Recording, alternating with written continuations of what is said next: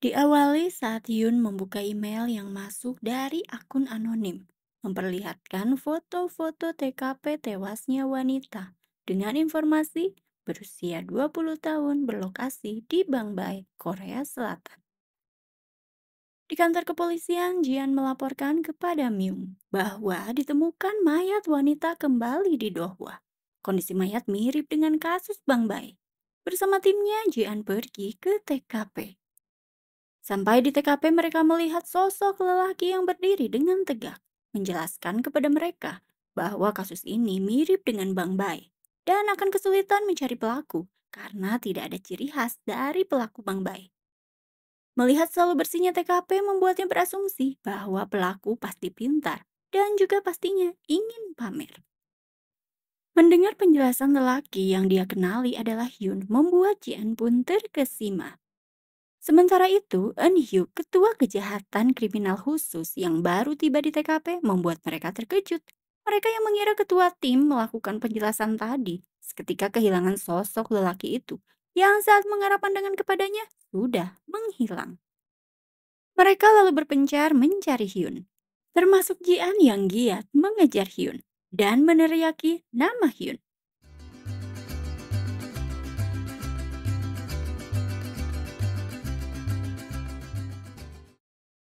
Seketika Hyun ada di depannya, membuat Jian kaget, menanyakan kepada Jian mengapa mengetahui nama dirinya. Dalam memori Jian 20 tahun lalu, dia selalu mengintai Hyun hingga ke masa kini. Tanpa menjelaskan apapun, Jian langsung memborgol Hyun dengan senyum manisnya. Di dalam sebuah ruangan, Hyun diinterogasi oleh para polisi yang menyatakan bahwa ia menerima email yang ternyata itu dari kepolisian menurutnya. Dia mengira polisi butuh bantuannya untuk menguak kasus. Namun, Myung Yoo tidak mempercayai alibi Hyun. Dia pun mempertanyakan Hyun yang tadi pergi kabur dari TKP. Beralasan bahwa ia sudah selesai menginformasikan fakta saat itu tak ada gunanya bicara dengan orang-orang yang tidak memahami TKP. Menurut Hyun, Hanbok yang datang ke ruang interogasi menginformasikan bahwa fakta mengenai Hyun benar adanya. Dia memiliki nama internasional yaitu David, seorang profesor peradilan kriminal di kampus John Jay di New York.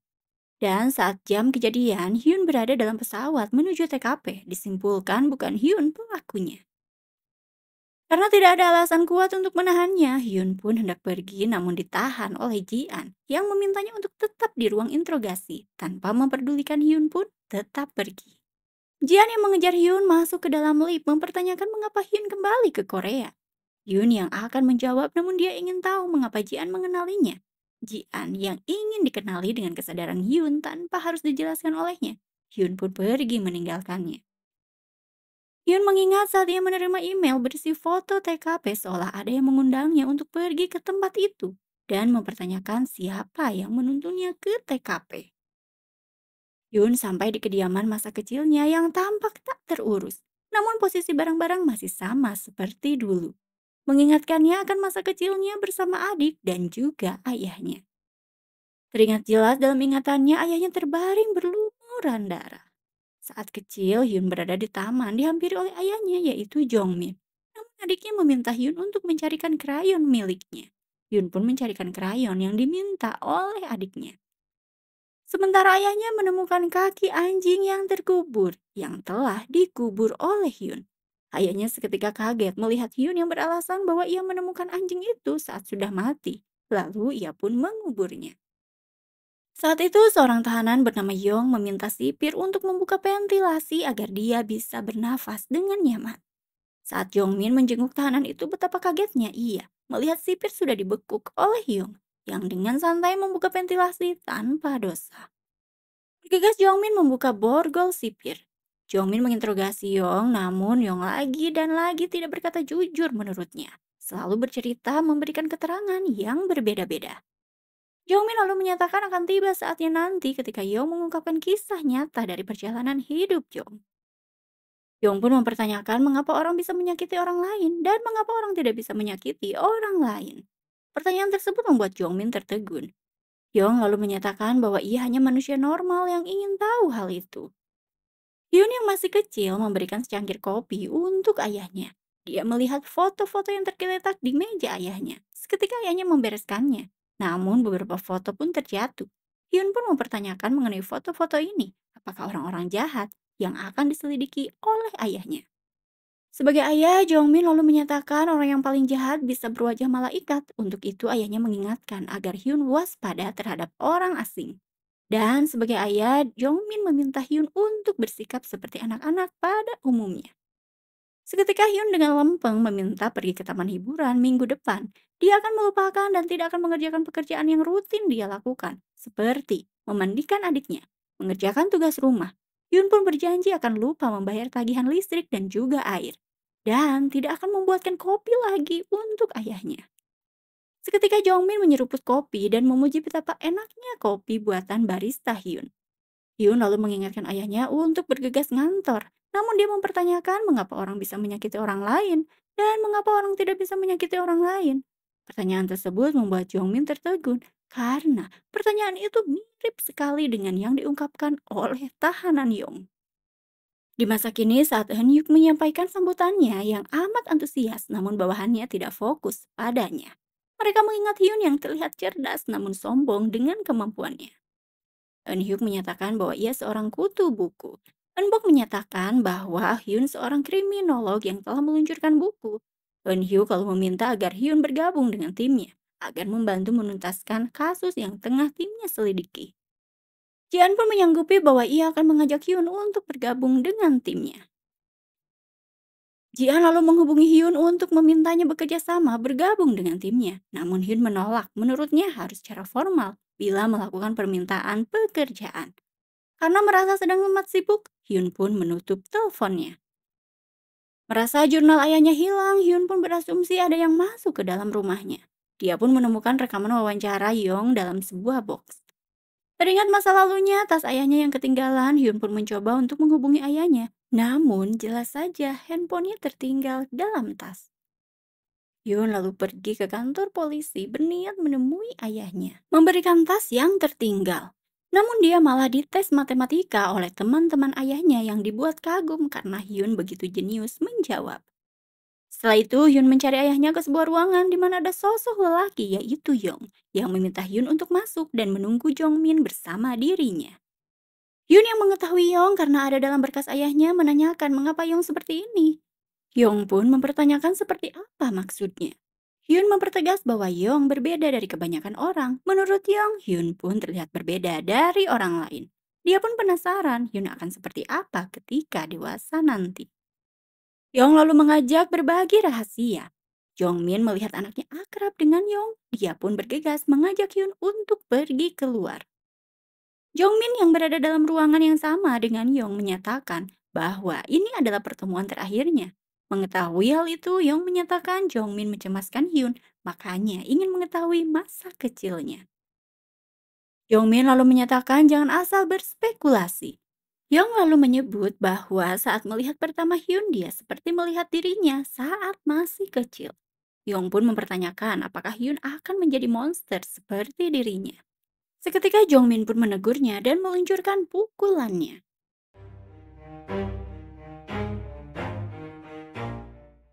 Saat berada di kediamannya, Jongmin melihat gambar-gambar yang tidak biasa digambar oleh anak kecil. Dia pun menanyakan kepada anak keduanya, yaitu Min.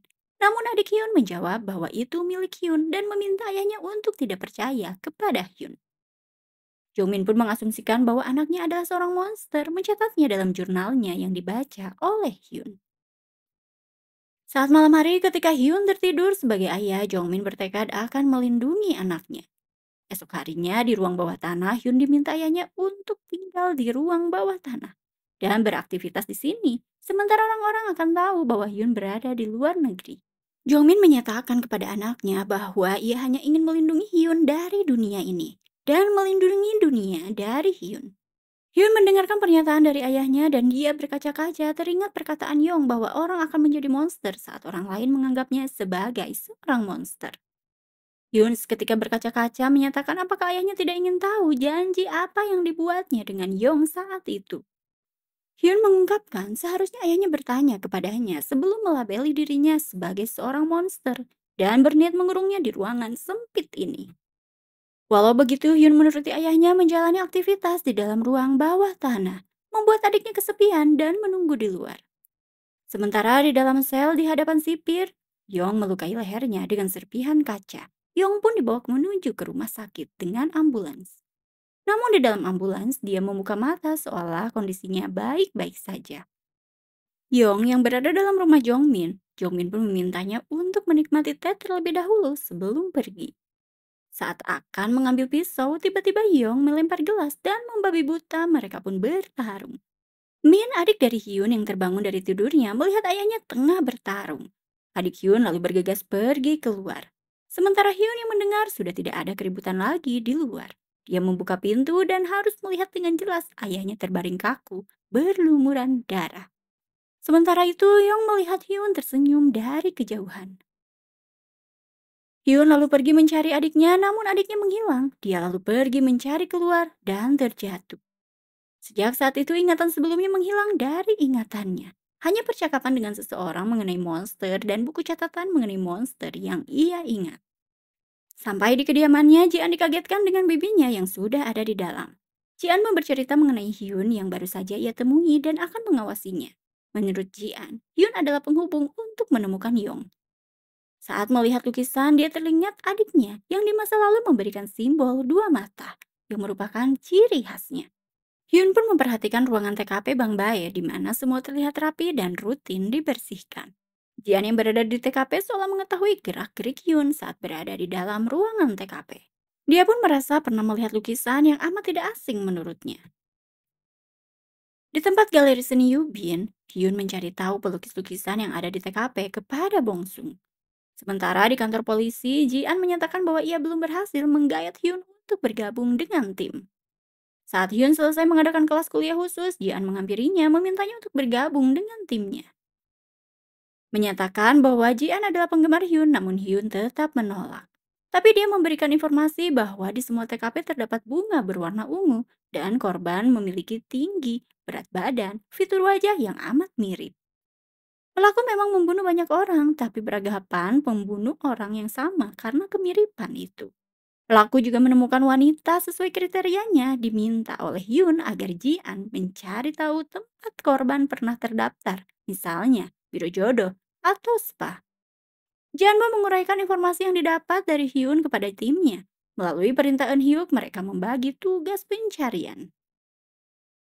Di sebuah kafe, Hyun dinner dengan Jisoo yang diminta untuk memberikan berkas kasus Yong dan laporan investigasi kematian ayahnya, yaitu Jongmin. Jisoo lalu memberitahu bahwa file sudah tidak ada karena ruangan berkas baru dibangun 4 tahun lalu. Di ruang kerjanya, Jisoo mencari file investigasi kematian Jongmin namun dia kaget karena file itu hilang. Jian datang ke TKP sendirian mencari bukti yang belum terungkap sampai terbangun esok hari dia belum menemukan apa-apa. Dan pandangannya terpaku pada kertas yang menempel di kulkas. Tiba-tiba di kediaman Hyun, Jian meminta Hyun untuk mengecek koordinat yang dia dapatkan. Menurut timnya itu berada di laut. Rasa rancu perhitungan timnya, Jian pun meminta Hyun untuk mengecek keakuratannya. Hyun menganggap otak mereka terlalu sempit dan menyatakan dengan perhitungannya bahwa itu berada di titik koordinat Bang Bai. Hyun meminta agar Jian memberi informasi yang sepatutnya dia dapatkan. Sementara itu, Myungwoo dan Seungjo mencari informasi ke tempat spa melalui supervisornya. Didapatkan informasi mengenai wanita yang profilnya sesuai dengan para korban. Seungjo lalu memberitahu Jian anggota spa bernama Yunji memiliki ciri-ciri yang sama seperti para korban. Seungjo pun menginformasikan nomor ponselnya karena Jian akan meluncur langsung ke tempat Yunji. Mereka pun lalu bergegas menuju tempat Yunji. Benar saja, Yunji di kediamannya menerima tamu yang membawa bunga ungu. Dia dihubungi oleh Jian memintanya untuk bersikap biasa saja, memperkenalkan diri sebagai polisi yang akan menuju ke kediaman Yunji, dan menanyakan tamu membawa bunga ungu. Selepas berkomunikasi dengan Jian, Yunji yang takut dan gugup dia tidak bisa menyembunyikannya. Dan hendak melawan tamunya yaitu Seunghun, yang segera melumpuhkan Yunji. Jian yang berada di kediaman Yunji bergegas menangkap Seunghun. Dilansir seorang direktur turunan termuda dari 4 bersaudara grup Ilsang. Saat diinterogasi, Seunghun mengungkapkan bahwa ia hanya membela diri karena diserang oleh Yunji yang tak lain adalah temannya.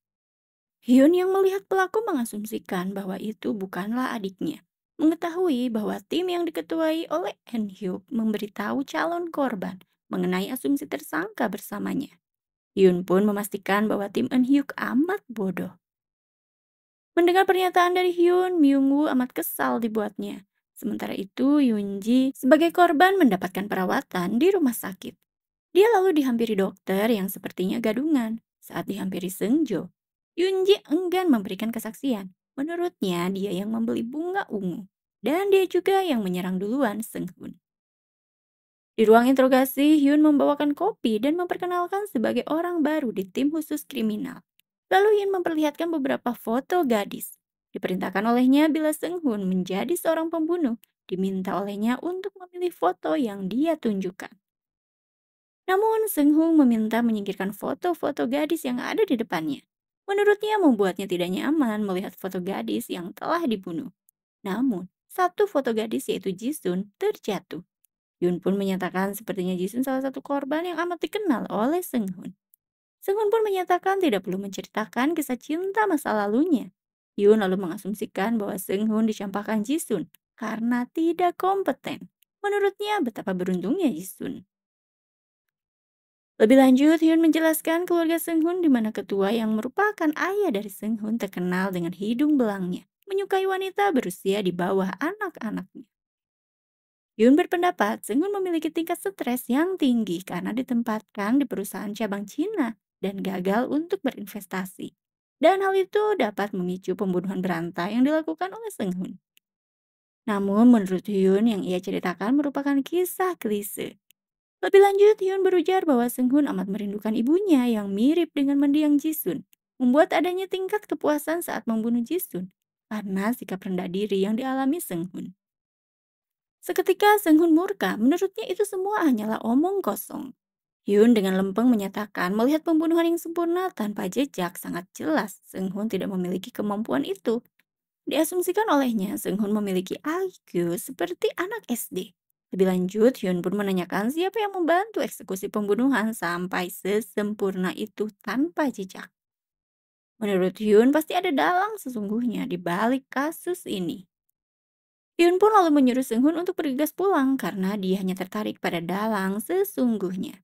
Namun, bila Seung-hun membantu proses penyelidikan penangkapan dalang sesungguhnya dipastikan olehnya, nanti Seung-hun akan mendapatkan hukuman yang ringan. Tidak terima disepelekan, Seung-hun pun mengaku bahwa ia adalah pelaku tunggal. Tidak ada sosok dalang selain dirinya. Tiba-tiba pengacaranya datang, yaitu Sunho, memintanya untuk berkata dengan jujur. Seung-hun lalu berkata bahwa ia melakukan apapun sendirian namun tidak melakukan pembunuhan. Membuat Jian tampak heran karena Seung-hun mengungkapkan pengakuan yang amat berbeda. Seung-hun lalu menyatakan bahwa ia ada janji temu di sebuah rumah sakit untuk memeriksakan kejiwaannya. Seungjo lalu menginformasikan kepada Myung-woo bahwa Yujin enggan membuat laporan dan menganggap seolah tidak terjadi apa-apa. Karena Yujin bersikap begitu, dipastikan pelaku tidak bisa dituntut tanpa pernyataan dari korban. Yun meminta Jian untuk meminjamkan komputer karena ia harus mengirimkan email. Melihat kasus pembunuhan berantai yang tidak bisa ditangani oleh tim Jian, Yun menyatakan sudah tidak tertarik lagi dengan kasus ini dan melarang Jian untuk menghubunginya karena Yun sudah tidak ingin membantu untuk kasus ini lagi. Teringat saat masih kecil, Hyun yang selesai berdoa diikuti oleh Jian. Hyun yang melakukan pengakuan dosa mengakui bahwa ayahnya meninggal karenanya, membuat Jian terkejut saat itu. Jian datang ke kediaman Hyun, dia curhat bahwa sudah tidak ada waktu untuk menemukan barang bukti karena Seung-hun akan pergi ke luar negeri lusa. Tanpa bertele-tele, Jian meminta bantuan Hyun yang menurutnya amat cerdas untuk mengasingkan Seung-hun dari masyarakat dan juga dunia. Hyun pun menyanggupi namun harus ada harganya yaitu dengan membalas bantuannya.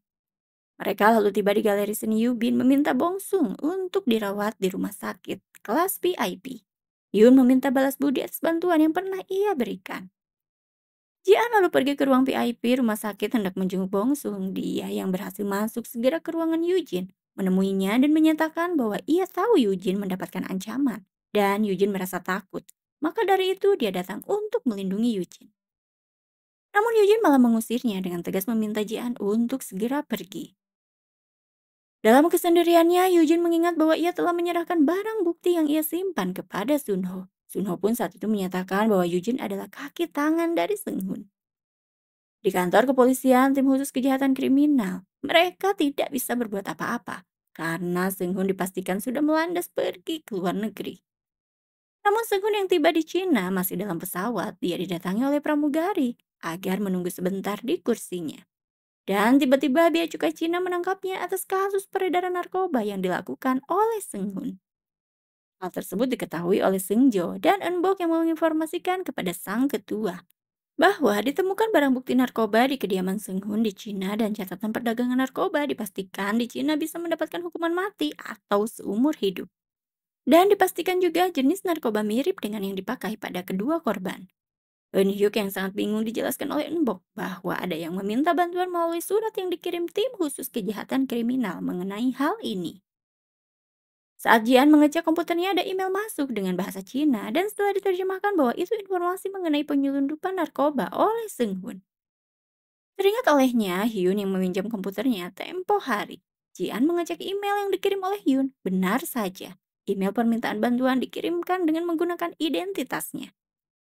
Jian pun lalu menghubungi Hyun karena dia ingin menemuinya. Hyun memberikan alamat keberadaannya.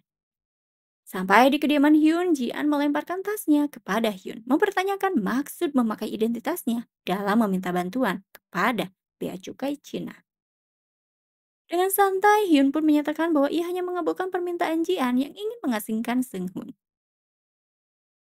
Sebagai wakil komisaris kepolisian, Sekjo melaknat tindakan tanpa sepengetahuannya, meminta bantuan kepolisian Tiongkok untuk menyelidiki peredaran narkoba dari Seunghun.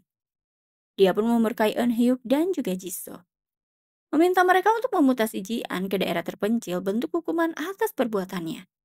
Namun, Eun Hyuk menolak, menurutnya timnya selalu melalui jalan buntu dan mereka tidak bisa melakukan apapun. Sebagai ketua tim, Eun Hyuk juga tidak akan melakukan apa yang Seokjo minta karena dia akan melindungi Jian sebagai anggota timnya. Seokjo yang kekeh akan memutasi Jian jika tidak divisi kejahatan kriminal akan dia bubarkan. Seketika Eun Hyuk meneriakinya dengan sebutan ayah, membuat para bawahannya yang menguping mengetahui bahwa Eun Hyuk adalah anak dari wakil komisaris kepolisian. Di kediamannya, Hyun menemukan borgol yang diprediksinya merupakan milik Jian yang terjatuh saat melemparkan tasnya. Hyun yang berjalan di sekitar rumahnya harus basah karena tersemprot air dari selang yang dimiliki oleh Junho. Junho meminta maaf dan mengajaknya ke rumahnya untuk minum teh. Junho lalu memberikan baju ganti untuk Hyun yang kebasahan. Mereka lalu minum teh bersama. Sementara itu, Jian dimutasi ke Biro Urusan Publik sedikit menikmati job desk barunya. Saat mengenang masa lalunya di ruangan bawah tanah, Yoon mendapatkan telepon dari teman ayahnya bernama Jin Suk yang selalu memanggilnya dengan jenius.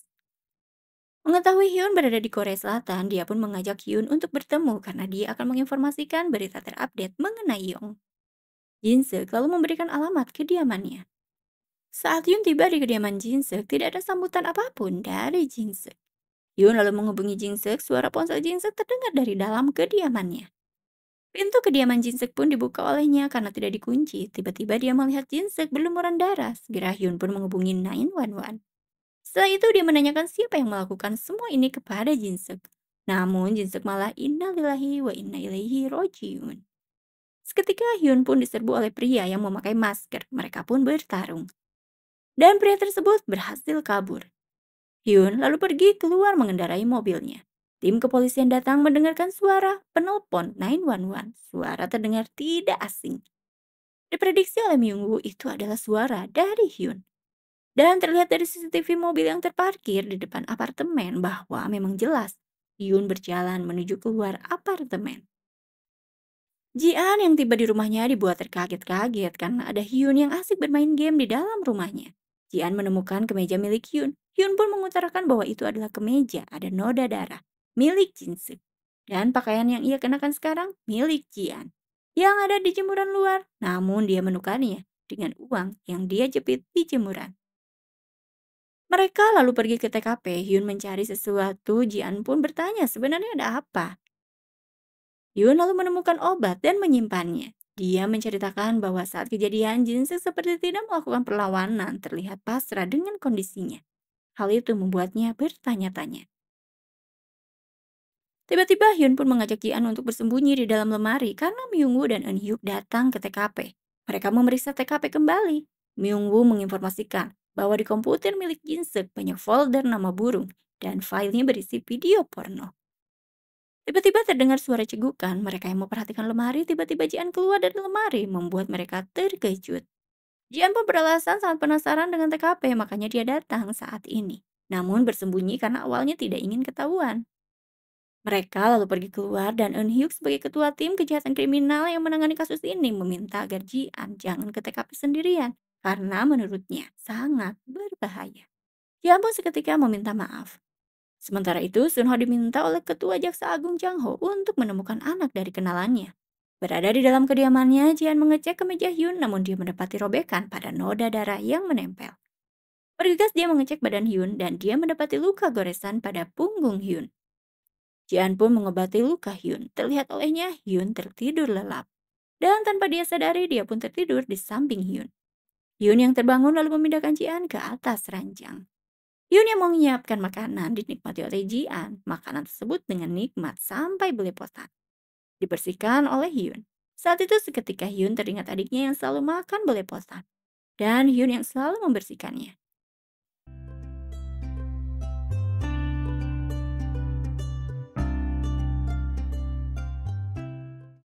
Merasa memasak tidak gratis, Hyun pun meminta Jian ke kantor kepolisian. Jian yang beralasan membereskan mejanya saat melihat papan kasus yang tengah ditangani bergegas dihalangi oleh Myungwoo. Dia lalu pergi ke mejanya mencari berkas detektif Jin-seok.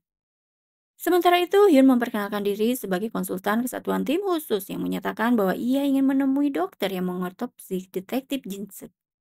Yunho merupakan dokter yang tengah ingin Hyun temui, bergegas menyapa Hyun dan mengajaknya untuk mengobrol lebih jauh. Junho menunjukkan luka pada jasad, dilansir menurutnya memiliki kekuatan dan tusukan. Dia mencurigai senjata yang digunakan buatan sendiri, karena menurutnya amat unik, yaitu gabungan pisau dan juga alat pemecah es. Junho lalu menunjukkan jasad lain korban pertama yang kematiannya sama persis dengan tusukan yang dialami oleh detektif Jinsuk. Korban pertama itu bernama Hyukjo, bekas narapidana. Hyun lalu berterima kasih atas informasi yang diberikan oleh Junho. Dia pun pamit pergi. Namun Junho memintanya untuk menelaktirnya bila Hyun sudah bebas dari tuduhan. Hyun pun menyanggupi permintaan itu. Di kediamannya, Ji-an memberikan berkas-berkas detektif Jin-seok kepada Hyun. Mereka pun berdiskusi dan mencari informasi lewat berkas itu. Ji-an yang ketiduran, dia menyadari sendirian bergegas dia mencari Hyun yang ternyata sedang memandangi bintang-bintang. Jadi pembunuhan kembali yang mengalami tusukan, hal itu segera dilaporkan oleh Seungjo kepada Ji-an yang memintanya untuk memberitahu bila ada kasus baru. Diketahui korban bernama Detektif Cho yang dikenali oleh Ji-an dan sudah pensiun. Hyun bergegas pergi mengajak Ji-an segera mendengar kasus baru itu. Menurut Hyun ini terkait kasus 15 tahun yang lalu yang viral di mana ada dua korban seorang ibu dan putrinya dan tersangka yaitu Yongchul, merupakan suami dari ayah dari korban. Saat itu dinyatakan tidak bersalah karena pembelaannya saat pulang kerja dia menemukan pisau yang dia pegang dan histeris menemukan jenazah istri juga anaknya yang dia peluk. Sehingga sidik jari dari pisau menempel dan darah korban juga menempel di bajunya. Namun pada akhirnya Yongchu mengaku karena diinterogasi paksa. Dan saat di pengadilan dia menyatakan bahwa dia menarik pengakuannya karena itu penyelidikan paksa. Namun pengadilan tidak menyetujuinya. Sekarang Yongchu menjalani hukumannya di penjara. Sementara saksi di TKP yaitu anak lelakinya bernama Dae-young saat itu masih 10 tahun. Jian pun berasumsi mungkinkah anak lelaki itu balas dendam kepada para detektif karena menjebloskan ayahnya ke dalam penjara. Jian lalu mengirim pesan kepada Seungjo untuk mencari berkas detektif Jin-seok atas kasus Yongchul dan mencari lokasi anaknya yang bernama Dae-young. Myung-woo tiba-tiba merebut ponsel milik Seungjo. Diketahui olehnya Jian mengirimkan pesan dan perintah, membuatnya curiga kepada Jian yang tidak memiliki insting tajam. Begitupun dengan Embok yang berujar bahwa sepertinya Jian bekerja sama dengan tersangka Hyun. Jian dan Hyun lalu ke penjara hendak mengunjungi Yongchul. Dia diberitahu sipir bahwa pengacaranya saat ini sedang mengunjungi Yongchul. Maka mereka diminta untuk menunggu. Lalu Sunho menghampiri mereka. Menurut sipir, kunjungan pengacara telah usai dan Sunho merupakan pengacara dari Yongchul. Hyun menyatakan satu kebetulan setiap kasus bertemu dengan Sunho. Sunho menyatakan mungkin ini takdir dan sepertinya Hyun tidak asing baginya. Mereka pun lalu berpisah. Jian mendapatkan informasi dari Seungjo bahwa dia tidak bisa menemukan Daeyeong karena menurut penelusurannya, Daeyeong telah lama menghilang dari alamat terakhir. Hyun dan Jian menemui Yongchul yang berujar dia tidak betah di dalam penjara, namun dia membisikkan sebenarnya dia pelaku kematian istri dan juga anaknya. Hyun memperlihatkan foto TKP istri Yongchul kepada Yongchul. Tak kuasa menahan sedih melihat foto itu, Yongchul tidak menatap foto itu. Hyun lebih lanjut hendak memperlihatkan foto anaknya, namun Yongchul tiba-tiba mengamuk dan mempertanyakan apa sebenarnya kemauan kedatangan mereka.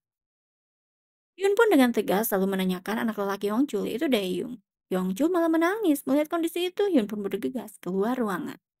Jian menenangkan Yongchul dengan bercerita bahwa kondisi Daeyoung mungkin sama dengannya, karena dia juga anak dari petugas sipir yang menjadi narapidana karena dianggap kaki tangan kaburnya penjahat Yong. Hidupnya semasa kecil menjadi bahan bulian karena dianggap anak pembunuh. Memahami perasaan Jian, Yongchu memberitahu keberadaan Daeyeong. Jian lalu memberitahu Seongjo dilansir itu adalah alamat permanen Yongchu yang merupakan TKP 15 tahun lalu. Tim kejahatan kriminal khusus menerobos masuk ke dalam kediaman permanen Yongchu, namun mereka tidak menemukan Daeyeong. Myungwoo lalu menemukan foto-foto korban termasuk foto Ketua Jaksa Agung Jang Ho. Mereka pun bergegas menuju lokasi kediaman Ketua Jaksa Agung dan memberitahu Ketua Eun Hyuk untuk sampai terlebih dahulu di lokasi. Jian yang ingin pergi dengan mereka terpaksa diangkut oleh Myungwoo.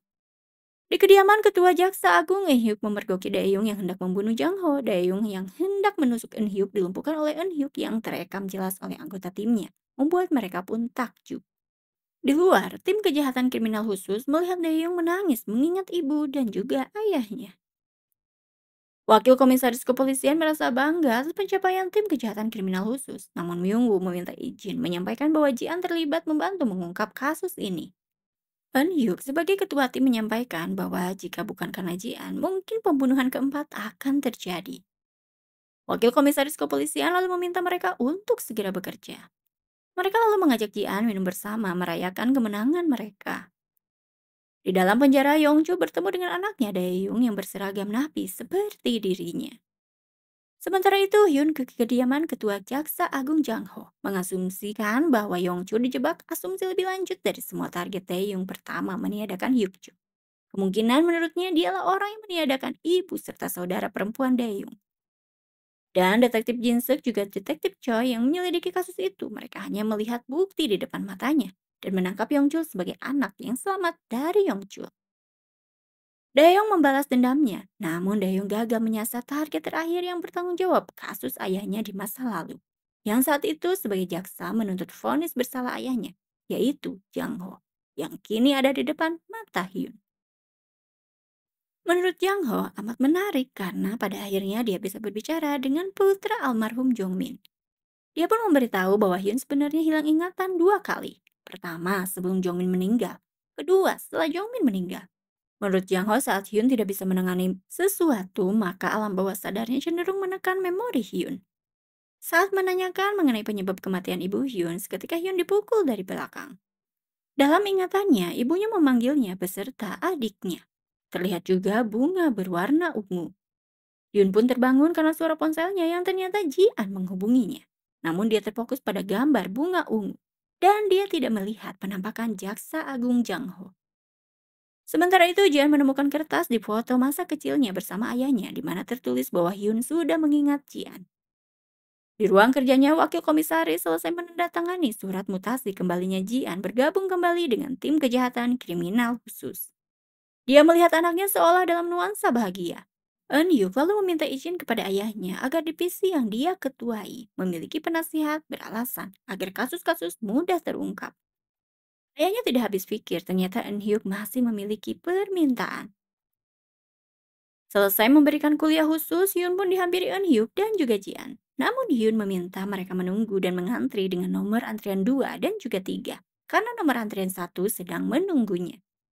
Hyun lalu menghampiri Jung Ha menyatakan telah membaca buku Hyun yang di dalamnya tertulis jika faktor genetik dan faktor lingkungan terjadi bersamaan. Kemungkinan besar menjadikan anak pembunuh menjadi seorang pembunuh. Yun pun menjawab bahwa ini bukan hal yang aneh, kemungkinan menurutnya yang berbahaya adalah orang yang tidak pernah meragukan dirinya sendiri. Hyun lalu memberikan nomor ponselnya kepada Jungha. Menurutnya, kapanpun Jungha bisa menghubunginya. Giliran Eun Hyuk sebagai antrian dua yang hendak bertanya meminta Hyun untuk menjadi penasihat divisi kejahatan kriminal khusus yang dia ketuai. Namun Hyun menanyakan keuntungan untuknya apa. Dengan apa adanya, Eun Hyuk mengungkapkan akan ada rekan kerja satu tim dan upah penasihat. Hyun tegas menolak, menurutnya bayarannya amat mahal, tapi dia akan membantu secara gratis tergantung situasi dan permintaan yang tulus. Lanjut dengan antrian tiga yaitu Jian, mereka mengobrol berdua. Jian mempertanyakan kertas yang dia temukan di foto masa kecilnya. Ternyata Hyun sudah mengingatnya bahwa ia adalah gadis cilik di masa lalu yang selalu mengikutinya. Hyun lalu menceritakan saat dia masuk ke kediaman Jian, dia melihat foto masa kecil Jian teringat akan anak kecil yang terus mengikutinya.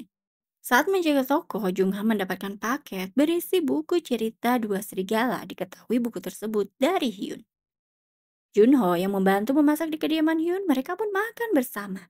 Junho mempertanyakan sepertinya Hyun banyak pikiran. Hyun lalu curhat bahwa dia memikirkan mahasiswanya sepertinya memiliki trauma karena ayahnya seorang pembunuh dan memiliki ketakutan gen tersebut ada padanya. Menurut Junho, Hyun tidak seperti yang dia kira. Hyun memiliki empati yang begitu dalam.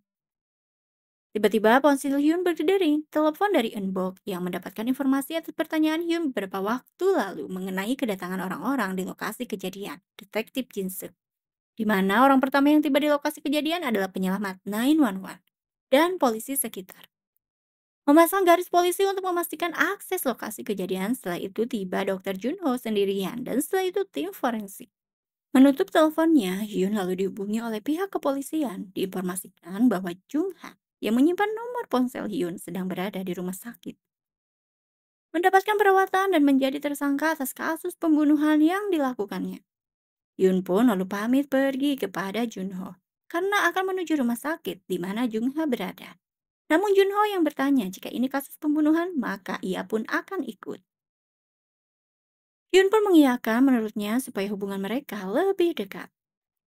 Sampai di rumah sakit, mereka bertemu dengan detektif polisi. Yun yang dianggap oleh para detektif sebagai wali dari Jungha yang saat itu tengah dioperasi karena luka tusukan yang didapatnya. Sementara Junho memperkenalkan diri sebagai dokter forensik yang langsung memeriksa jasad korban kasus Jungha.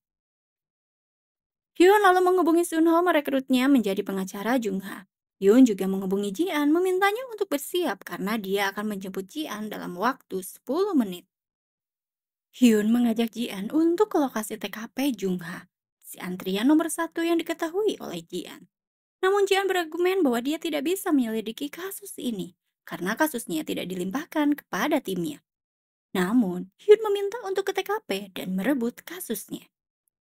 Sampai di TKP sudah ada Eun Hyuk sebagai ketua tim kejahatan kriminal khusus, menyatakan kepada Jian bahwa kasus ini nanti hasilnya akan dilimpahkan kantor wilayah. Dan segera Eun Hyuk menyuruh Jian untuk mengecek kondisi TKP. Hyun dan Eun Hyuk lalu melakukan negosiasi di mana Hyun akhirnya berminat melakukan kontrak lisan menjadi penasihat timnya.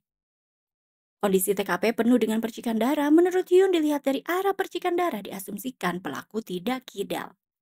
Sementara Jung Ha tidak kidal karena saat menulis di acara perkuliahannya dan memberikan kertas nomor ponselnya, Jung Ha jelas menggunakan tangan kanannya. Sebelumnya, Hyun juga menerima informasi dari Junho bahwa hasil temuannya korban ditusuk oleh pengguna dominan tangan kanan.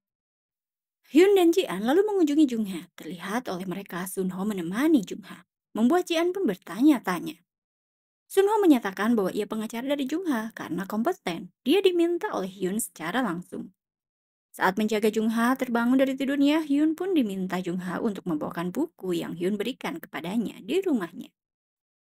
Sampai di kediaman Jungha, Hyun mengecek segala yang ada di kamar Jungha.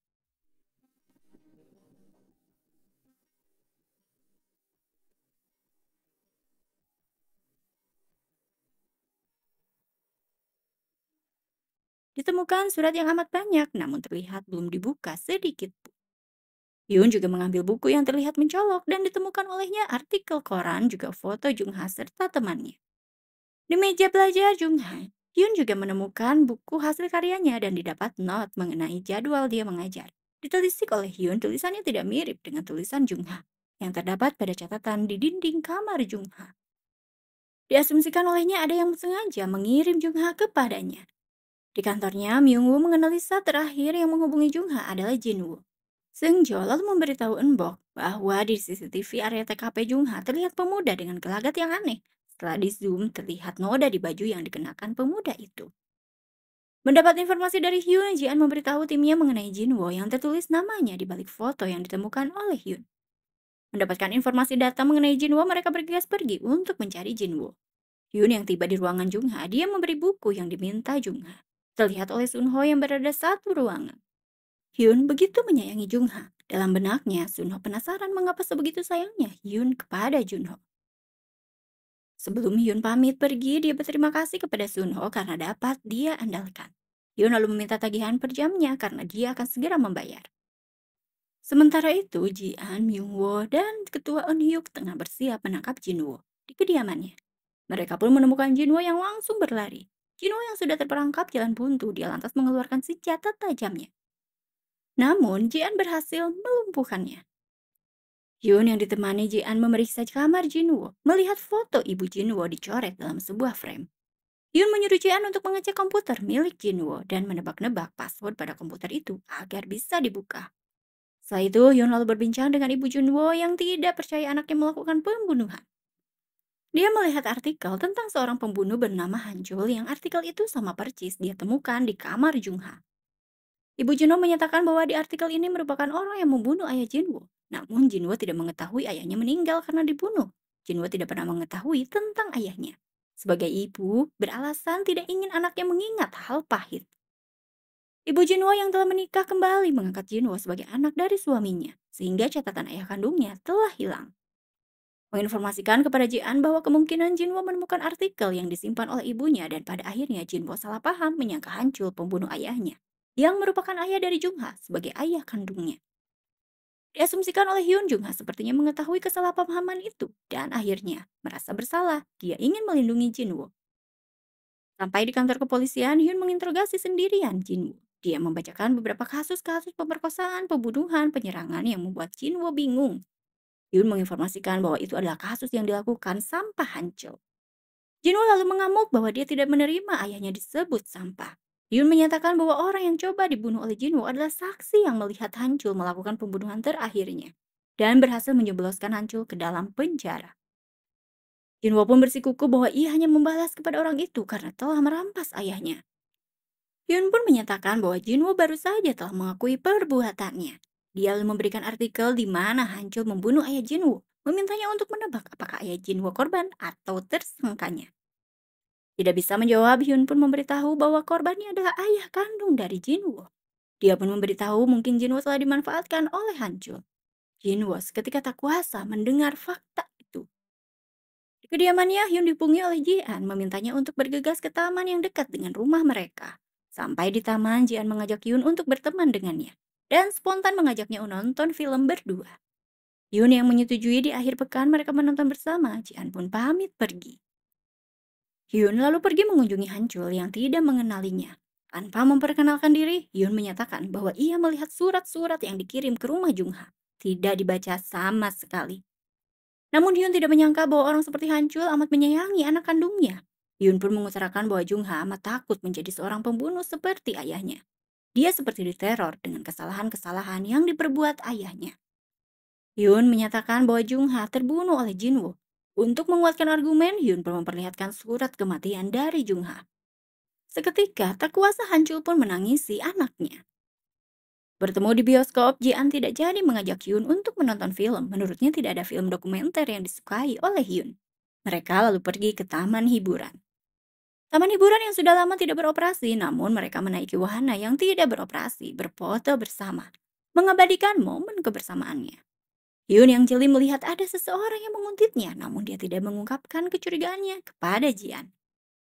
Benar saja kecurigaan Hyun karena Sunho mendapatkan foto-foto kebersamaan di taman hiburan. Hyun dan Jian dari orang yang disuruhnya.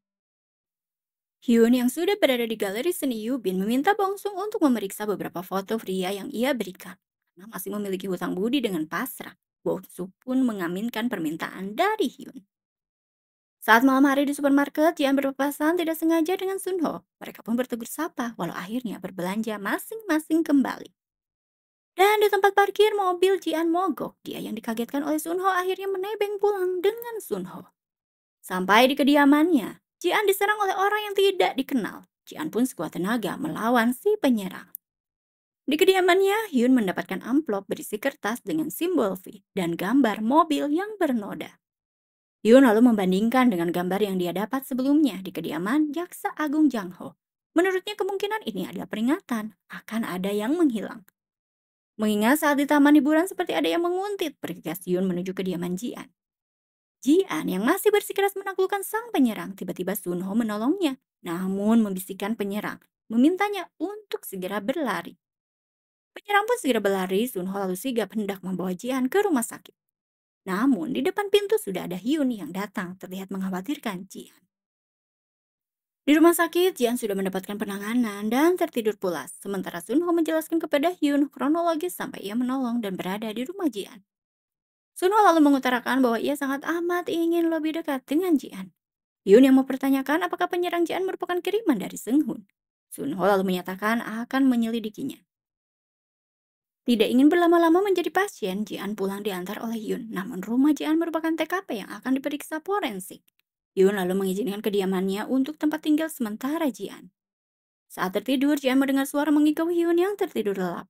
Jian pun membangunkannya. Namun dia tidak terbangun, masih menikmati mimpinya yang mengejar adiknya di masa lalu. Jian pun hanya bisa menatapnya. Esok hari Jian terbangun tidak mendapati Hyun. Dia melihat Hyun tengah memasak dan memastikan kondisi Hyun. Namun Hyun marah karena dia merasa kaget saat terbangun melihat wajah Jian ada di depannya. Di sebuah kafe, Jian ngopi santai bersama Sunho. Dia berterima kasih kepada Sunho karena telah menyelamatkannya. Namun dengan percaya diri, Jian menyatakan sepertinya Sunho menyukainya. Sunho dengan tatapan tajamnya menyatakan bahwa ia memang tertarik pada Jian. Bisa dibilang menurutnya ini kedua kalinya dia tertarik dengan orang tertentu. Saat Jian menanyakan siapa orang yang pertama, Sunho seketika mengingat masa kecilnya yang ingin menjadi seperti kakaknya. Namun dia dipisahkan oleh ayahnya. Dia pun harus terpisah dengan kakaknya karena bersembunyi di dalam mobil yang ternyata adalah mobil seorang penjahat. Di galerinya, Bongsu menginformasikan bahwa ia belum menemukan informasi detail mengenai foto para pria itu. Namun dia memperlihatkan lukisan yang pernah Hyun suruh untuk mengetahui pelukisnya. Diinformasikan olehnya bahwa menurut salah satu kolektor seni yang ia kenal pelukisnya, dia bekerja di perusahaan logistik, DeFaco.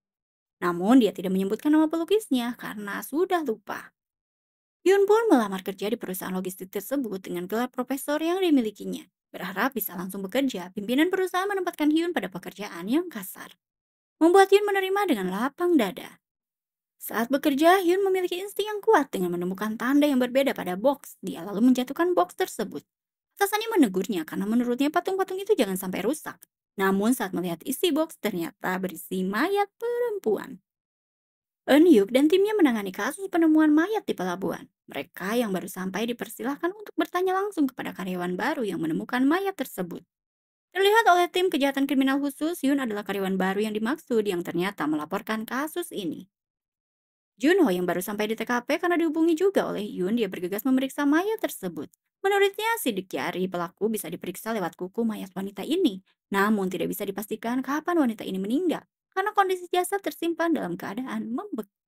Diinfokan oleh atasan Hyun bahwa 3 hari yang lalu karyawannya yang bernama Kyung bekerja namun menghilang tanpa alasan. Para karyawan lalu mengungkapkan kepada Hyun bahwa Iljo dekat dengan Kyung sering mengatakan bahwa mereka tidak tahu apa-apa. Sementara itu Myungwoo melihat pria yang membuatnya curiga dan memang benar pria itu tiba-tiba berlari namun dia berhasil menangkapnya. Di ruang interogasi pria itu mengaku sebagai Iljo kepada Eun Hyuk dan Myungwoo, membunuh korban yang tak lain mayat wanita yang ditemukan. Saat Eun Hyuk dan Myungwoo keluar ruangan, Hyun masuk dan mengunci juga mematikan CCTV. Dia menginterogasi memperlihatkan simbol lukisan milik adiknya, menanyakan kepada Iljo bahwa dia tahu apa yang sebenarnya terjadi, bahwa Iljo memindahkan mayat dan ketahuan oleh Kyung lalu sampai bertengkar. Yun menanyakan siapa yang menyuruh Iljo. Iljo mengungkapkan bahwa dia hanya tahu suaranya saja. Dia diperintah untuk memindahkan peti ke kapal, menaruhnya di antara kotak lain yang diberi tanda simbol. Lalu orang lain di kapal akan membuangnya dan upahnya langsung dikirim. Iljo mengaku sempat melihat isi peti dan melihat simbol itu di kaki mayat. Dia awalnya kaget namun melihat saldo rekeningnya menumpuk dengan nominal yang panjang, dia pun akhirnya terbiasa. Yun lalu memperlihatkan foto Jaksa Agung Jang Ho. Iljo berujar bahwa ia juga mengantarkan mayat orang yang difoto tersebut, membuat Hyun amat kaget. Hyun yang keluar ruangan interogasi, dia ditanya oleh Myung Woo mengenai apa yang dilakukannya di dalam ruangan, namun Hyun menolak menjawab dan malah memilih untuk pergi. Sunho datang ke kantor kepolisian, dia berpapasan dengan Iljo. Sunho menyapa Jian, suaranya amat tidak asing menurut Iljo, seperti suara lelaki yang memerintahkannya memindahkan peti.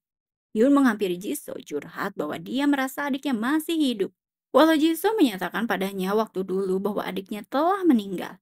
Jisoo menyatakan kembali bahwa dia dan tim kepolisian telah mencari adik Hyun, belum selesai menjelaskan komisaris kepolisian Seokjo yang menguping pembicaraan mereka masuk ke ruangan Jisoo dan menjelaskan bahwa bagian investigasi telah berusaha untuk menemukan adik Hyun. Namun disimpulkan bahwa adik Hyun telah tiada. Namun Hyun bersikukuh tidak mempercayainya, dia pun berniat akan datang kembali bertanya di lain waktu. Dia pun meminta agar Jisoo dan Seokjo menjawab dengan jujur saat waktunya tiba. Saat di luar, Hyun berpapasan dengan Sunho yang so akrab kepada Hyun, bertanya mengapa muka Hyun terlihat tidak senang. Tidak menjawab pertanyaan itu, Hyun malah mengajak Sunho untuk makan bersama dengannya. Sunho pun akan mengabari Hyun bila jadwalnya kosong. Di kediaman Hyun, Jian yang masih nebeng melihat buku sketsa yang berisi gambar mengerikan dengan simbol yang pernah ia lihat di lukisan TKP. Di dalam tahanan, Iljo yang dijenguk oleh pengacaranya yaitu Sunho terlihat ketakutan saat mendengar pertanyaan Sunho mengenai berkas yang dibacanya bahwa Iljo membuka peti padahal Sunho tidak pernah menyuruh membuka peti itu, ujarnya. Iljo mengakui bahwa itu salahnya. Sunho menganggap itu sudah berlalu dan ia tidak akan mempermasalahkannya, namun dia bertanya apakah Hyun menanyakan sesuatu kepada Iljo. Iljo jujur bahwa Hyun menanyakan mayat terakhir dengan memperlihatkan foto. Sunho seketika mengingat momen di mana Ketua Jaksa Agung Jang Ho hendak menceritakan kematian ibunya. Memaksa Sunho untuk memukul Hyun agar Hyun tidak mendengar lagi perkataan Ketua Jaksa Agung Jang Ho. Memeriksa mutasi rekening tabungan milik Iljo, Hyun mengetahui fakta bahwa mutasi rekening Iljo menunjukkan tanggal deposit sesuai dengan tanggal saat dia menerima kotak peti yang sesuai dengan kedatangan Hyun ke Korea. Dia lalu menyimpan buku tabungan milik Iljo. Myung Woo yang sedang kencan buta pertemuan pertama bersama Hyun Suk dimintai bantuan agar melindunginya dari penguntit yang sepertinya terus mengikutinya. Dengan tegas, Myung Woo mengabulkan permintaan Hyun Suk. Hal itu terdengar jelas oleh Bong Sung yang memperhatikan mereka. Namun Hyun Suk malah tiba-tiba jujur bahwa ia menemui Myung Woo saat ini karena tahu bahwa Myung Woo seorang polisi. Namun untuk melindunginya, Hyun Suk akan menyewa bodyguard saja. Dia pun pamit pergi, membuat Myung Woo seketika kecewa dan juga pasrah. Di TKP penemuan mayat wanita, Byung Woo terlihat antusias bekerja dengan tegas. Sementara Hyun Jian, Hin Hyuk, dan juga Jun Ho memeriksa kondisi jasad yang ditemukan di bawah jembatan. Di kantor kepolisian dengan antusias bekerja, Byung Woo menemukan CCTV mobil yang mengangkut jasad korban, namun plat nomornya palsu, membuatnya seketika kecewa. Jun Ho yang menghubungi Hyun mengasumsikan bahwa korban mendapatkan luka di kepalanya oleh benda tumpul sekitar 1 minggu diasumsikan jelas olehnya. Luka itu didapat saat korban diculik. Seung Jo lalu mendapatkan informasi bahwa banyak orang yang menghilang hingga ratusan ribu 5 tahun terakhir ini. Eun Hyuk juga memaparkan bahwa ada beberapa korban wanita yang ditemukan tiada dengan kondisi sama seperti korban di TKP. Di kediamannya, Hyun Suk melihat isi laci yang membuatnya kaget karena ada CCTV tersimpan di dalamnya. Bergegas dia menghubungi bala bantuan dan menunggu di luar. Dia juga menghubungi Myung Woo, namun karena tidak diangkat, dia yang mendengar sirine polisi bergegas pergi mencari keberadaan sirine itu. Tapi dia malah dihampiri oleh mobil hitam dan diculik. Tersadar telepon dari Hyun Suk tidak terangkat, Myung Woo segera menghubungi balik namun tidak diangkat. Memiliki intuisi tajam, Myung Woo lalu meminta Seung Jo untuk melacak nomor ponsel milik Hyun Suk. Bergegas Myung Woo ke kediaman Hyun Suk bersama Seung Jo, namun pintu kediaman yang terbuka dan mereka tidak mendapati Hyun Suk. Bergegas mereka memeriksa kediaman Hyun Suk. Di kantor kepolisian, Embong mendapatkan informasi dari Myung Woo yang masih di kediaman Hyun Suk menginformasikan kepada timnya bahwa ia menemukan CCTV dan mereka sedang memeriksanya. Masih di kediaman Hyun Suk diasumsikan oleh Seung Jo bahwa terlihat pintu tidak dibobol tapi menggunakan kunci utama. Mereka lalu menginterogasi bibi pemilik sewa apartemen kediaman Hyun Suk. Namun bibi tersebut berkilah bahwa tidak ada kunci utama cadangan. Dan setelah sendirian, bibi itu menghubungi anaknya Soyung, menanyakan mengenai kunci apartemen yang disewakan, apakah dia mengambilnya lagi. Belum terjawab, tiba-tiba bibi itu dikagetkan dengan keberadaan Myungwoo dan Seungjo yang memergokinya. Melihat anaknya sampai di depan rumah, ibunya bergegas meneriaki untuk segera pergi. Mereka pun mengejarnya. Di kediaman Soyoung, anak bibi penyewa apartemen, mereka mencari bukti dan Myungwoo menemukan dompet yang berisi foto Hyunsuk. Hyun lalu menginterogasi Soyoung dengan memperlihatkan foto para korban. Soyoung mengungkapkan bahwa mereka adalah pacarnya. Saat Hyun bertanya keberadaan mereka saat ini, dia menjawab bahwa mereka semua menghilang. Diinformasikan oleh Hyun kepada tim kejahatan kriminal khusus bahwa Soyoung didiagnosa erotomania, yaitu gangguan delusi menganggap seseorang jatuh cinta kepadanya. Walau sebenarnya tidak. Maka dapat diasumsikan bahwa dia tidak merasa mengganggu para korban karena dia merasa dicintai oleh mereka. Jian lalu menghampiri Soyoung memperkenalkan diri. Soyoung mengetahui bahwa Jian mencoba menggodanya dengan jelas menyatakan bahwa Jian bukan tipenya. Namun Jian malah mendekatinya. Secara tiba-tiba Soyoung pun merespon. Jian lalu menanyakan keberadaan Hyunsuk. Soyoung menjawab bahwa Hyunsuk ada di kamarnya karena jika dia memamerkan pada semua orang maka pacarnya akan diculik oleh pria bermobil hitam dengan simbol bintang di kaca mobil itu. Soyoung yang terlena dengan Jian, dia lebih lanjut memberitahu password komputernya. Tim kepolisian lalu mendapatkan data para korban di komputer milik Soyoung. Dan video korban saat mandi diunggah di situs porno. Namun situs yang digunakan server luar negeri dan ada jutaan pengguna. Hal itu menyulitkan dalam menemukan pelaku. Hyun lalu dihubungi oleh Sunho yang memintanya untuk makan bersama seperti yang telah Hyun janjikan kepadanya. Hyun menyetujui tempat pertemuan di kediamannya membuat Sunho merasa senang. Di kantor kepolisian, Hyun mengungkapkan asumsinya bahwa pelaku selalu lalu lalang dengan satu arah tujuan di mana para korban ditemukan di tempat berbeda, namun arah satu tujuan. Kemungkinan pelaku amat kaya raya karena tidak mungkin pelaku membawa pulang seorang wanita diam-diam tiap minggu. Bisa jadi rumahnya amat banyak atau luas sehingga memudahkan pelaku menjalankan aksinya. Belum mengetahui motif pelaku, Hyun pun pamit pulang duluan. Jian pun meminta izin dia akan menginap di kantor. Jian menginformasikan asumsi yang diuraikan oleh Hyun tadi kepada Eun Hyuk sang ketua tim. Dia mencocokkan profilnya dengan pacar korban pertama Jo Young, pebisnis kaya dan juga berkuasa. Lokasi rumah dan kantornya cocok dengan TKP di mana dia bisa melewati jalan itu saat pulang dan pergi bekerja. Di kediamannya, Hyun mempersiapkan kedatangan tamunya yang tak lain adalah Sunho. Sunho lalu datang membawa buah tangan dan dia melihat seisi rumah yang nampaknya membuatnya kangen. Tiba-tiba Junho datang dan terkejut dengan kehadiran Sunho. Sementara itu, Eun Hyuk dan Ji-an pergi ke kediaman Ji-hyuk, pacar korban Jo Young yang amat besar. Mereka lalu menghampiri Ji-hyuk, namun Ji-hyuk memintanya untuk pergi karena dia tidak bisa mengatakan apapun. Saat hendak keluar melewati garasi, Ji-an dan Eun Hyuk melihat mobil yang terparkir. Segera mereka memeriksa mobil dan melihat simbol bintang di kaca mobil. Tiba-tiba pria berbadan besar datang dan terlihat kuat melumpuhkan Eun Hyuk dan menculik Ji-an dibantu oleh seorang wanita. Sementara itu di kediaman Hyun, Sunho dan Junho makan bersama, mendiskusikan kasus Iljo yang diambil alih Sunho sebagai pengacaranya. Eun Hyuk yang terluka berhasil meraih ponselnya hendak mengabarkan kepada Myungwoo apa yang dialami olehnya juga Jian. Namun dia sudah tak kuasa menahan rasa sakit dan dia pun pingsan. Terlacak posisi Eun Hyuk, tim kejahatan kriminal khusus bergegas ke lokasi. Mereka menemukan Eun Hyuk lalu membawanya ke rumah sakit. Myungwoo yang pergi ke kediaman Ji-hyuk menginterogasi dengan kasar karena Ji-hyuk tidak mengetahui keberadaan dari Jae-sik yang tak lain adalah adiknya.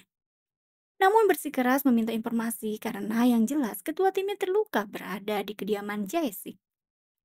Masih mengobrol dan minum teh bersama, Hyun dihubungi oleh Myungwoo untuk segera mencari Ji-an yang telah diculik. Ditemani oleh Sunho dan juga Junho sampai di TKP, Eun Hyuk ditemukan. Hyun menemui Ji-hyuk yang lagi-lagi tidak mengetahui keberadaan dari Jae-sik. Hyun lalu berdiskusi dengan Junho dan Sunho yang diasumsikan olehnya bahwa Jae-sik ingin menginvasi wilayah milik kakaknya. Namun itu hanya kemungkinan. Menurutnya pasti ada kaki tangan. Sunho berujar pastinya lebih dari satu orang karena ada yang menculik dan ada yang mengendarai mobil. Junho lalu menyatakan dan ada juga yang membersihkan wajah korban. Di lokasi penculikan, Hyun Suk yang diikat tangannya dia melihat Ji-an yang mengenalinya. Mereka lalu melihat wanita yang mendekati Ji-an dan merasa kasihan kepada Ji-an. Wanita itu adalah Sung-eun, terlihat polos. Ji-an mencoba mendekatinya, meminta bantuan kepadanya. Namun tidak direspon baik. Di rumah sakit, Eun Hyuk yang baru saja siuman pasca operasi, namun dia tidak bisa mengingat alamat Ji-an dibawa kemana. Padahal seingatnya penculik mengutarakan alamatnya saat itu. Dia menanyakan kondisi Jian kepada ayahnya. Ayahnya yang tidak tahu keberadaan Jian sekarang dan Eun merasa bersalah kepada Jian karena tidak menjaga Jian saat itu. Dia bersikukuh hendak pergi namun ayahnya melarangnya. Sampai dokter pun datang dan mengatakan bahwa Eun harus beristirahat karena selain terluka, Eun didiagnosa mengalami geger otak ringan. Di tempat penculikan, Jae-sik yang akan mengeksekusi satu wanita untuk dia tiadakan. Namun Jian membuat perlawanan dengan mengajak duel terlebih dahulu dengan Jae-sik. Awalnya Jae-sik enggan meladeni Jian, namun Jian dengan kata-kata tajamnya menyatakan bahwa dia tahu Jae-sik pelaku yang pengecut yang bisanya hanya merenggut nyawa makhluk lemah seperti wanita. Berbadan besar tidak berarti memiliki kemampuan yang mumpuni. Sementara itu, Eun terus mengingat-ingat lokasi Jian diculik. Setelah ingat, dia segera menghubungi Hyun untuk menemukan Jian di lokasi tersebut. Kembali ke lokasi penculikan, Jae-sik memborbardir Jian dengan kemampuannya. Hyun lalu datang bersama Sunho mencoba menyelamatkan Jian. Sementara itu, Junho berbincang dengan Seung-eun. Namun, Seung-eun terlihat ketakutan dan menyodorkan senjatanya. Bergegas Myung-woo dan Seung-jo melumpuhkan wanita itu. Mendapatkan perawatan rumah sakit, Jian pun berterima kasih karena mereka telah menyelamatkannya. Sunho yang pamit disusul oleh Junho, begitupun dengan Hyun yang menyatakan terima kasihnya karena telah membantunya. Sementara itu, di ruang interogasi, Jae-sik tidak mengakui menyiksa para korban, namun hanya memerintahkan kepada kekasihnya. Sungan pun mengakui segala perbuatannya, walau dia awalnya tidak mampu, tapi karena diperintah Jae-sik kekasihnya. Hyun pun mendiagnosa bahwa mereka menderita sad psikosis, di mana pacarnya psiko dan pembunuh orang di dekatnya juga akan terpengaruh. Hyun lalu menduga bila adiknya diculik oleh Hyung, lalu dibesarkan olehnya, bisa jadi adiknya menderita sad psikosis. Hyun lalu menghampiri Jisoo, dia menanyakan Jisoo apakah mengenal Hyung. Jisoo menjawab bahwa ia tidak mengenal sebelum Hyung dibawa ke tahanan. Dia pun akan jujur bahwa Jongmin yang tak lain ayah Hyun meminta agar Hyung ditempatkan di tahanan khusus tanpa adanya komunikasi dengan pihak luar. Namun saat itu Jisoo tidak menepatinya. Dengan tawaran mendapatkan info para penjahat dari Hyung yang bisa dibekuknya, dan dengan mudah mendapatkan promosi sampai ke posisi sekarang sebagai komisaris perencanaan. Namun Jisoo tidak menduga Hyung kabur dan amat tidak menduga atas apa yang telah terjadi pada ayah dan juga adik Hyun. Hyun pun tersadar bahwa dia dibesarkan oleh Jisoo karena rasa bersalah. Hyun mempertanyakan nasib adiknya dan menyalahkan diri sendiri tidak mencari sendiri adiknya karena terlalu percaya dengan Jisoo yang mengutarakan padanya saat itu terus mencari adiknya. Jisoo pun meminta maaf dan memberikan barang-barang pemberian Yong yang mengirimnya beberapa majalah selepas Yong kabur.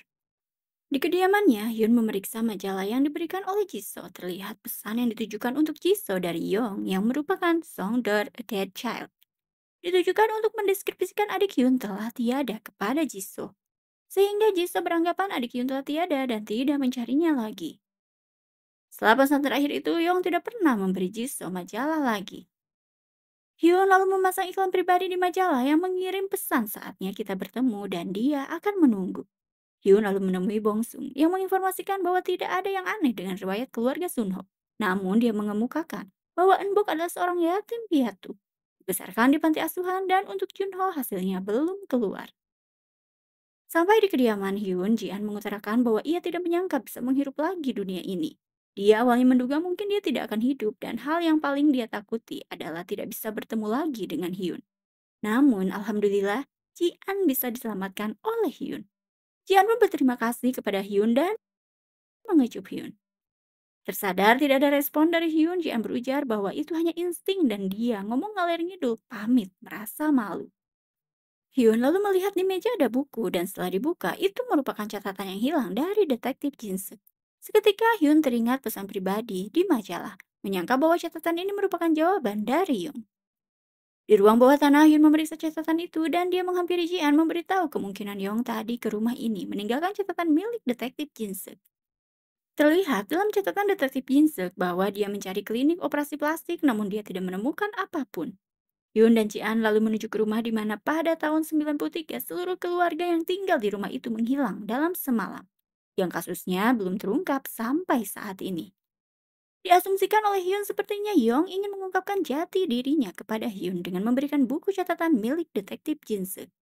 Hyun dan Jian lalu masuk ke dalam kediaman keluarga yang hilang dalam satu malam. Sampai di sebuah ruangan dengan dinding berlukiskan purgatorium yang tidak diketahui oleh Jian. Apa itu? Yun menjelaskan bahwa menurut doktrin Katolik sebelum orang mati pergi ke surga, maka tempat sementara untuk membersihkan dosa adalah purgatorium. Yun lalu memukul dinding lukisan itu dengan maksud merobohkannya.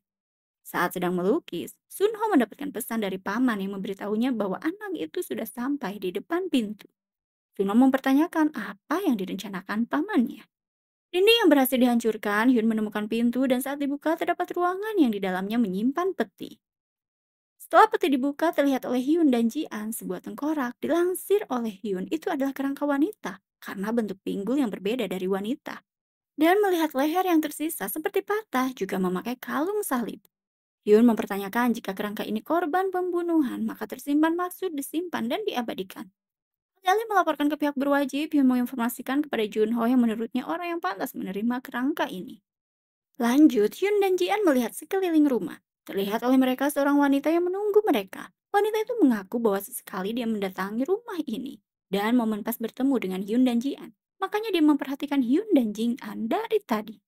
Diceritakan saat SMP oleh bibinya bahwa pemilik kerangka yang ditemukan tadi adalah anak terakhir pemilik rumah anak kesayangan yang babak belur.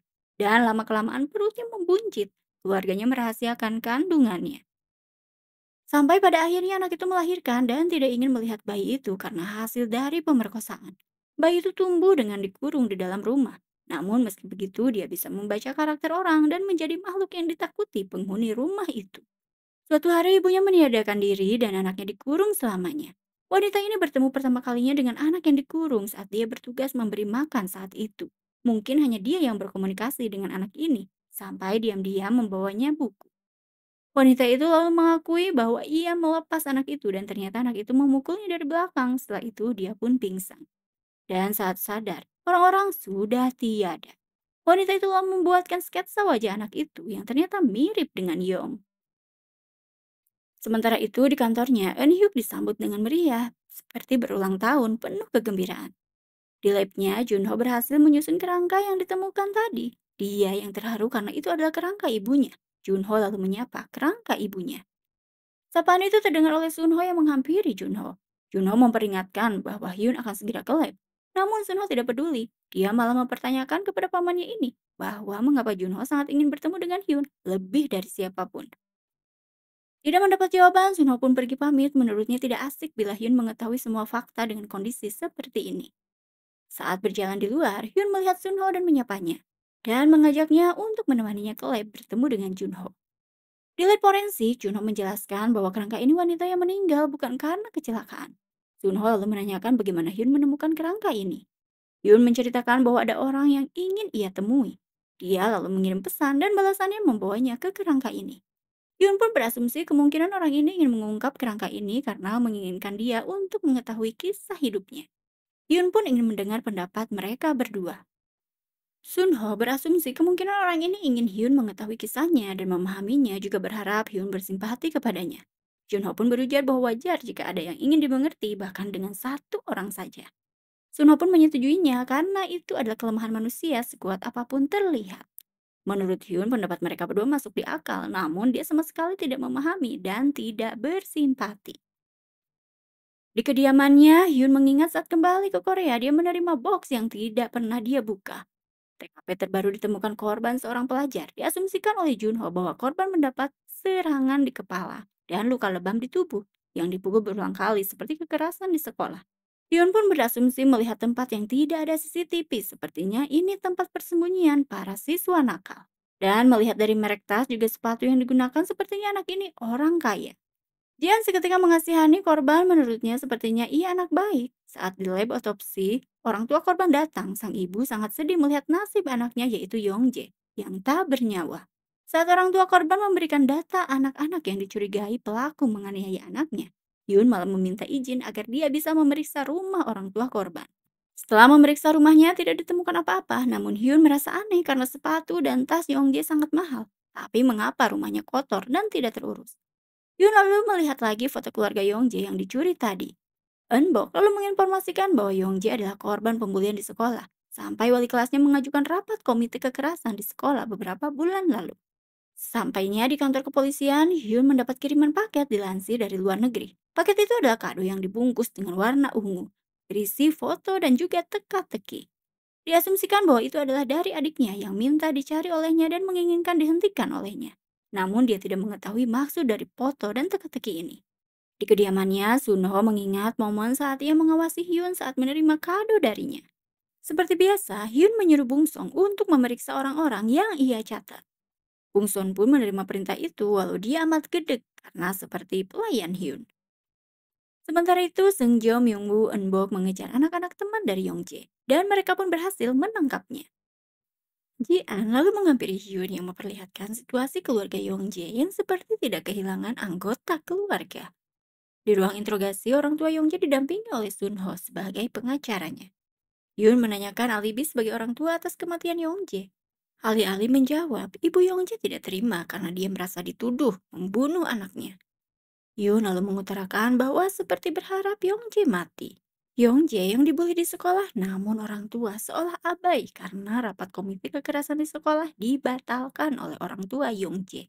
Seperti sudah tahu Yongjae akan tiada, catatan ponsel orang tua Yongjae terlihat aneh karena Yongjae yang tidak pulang semalaman tidak dihubungi sama sekali.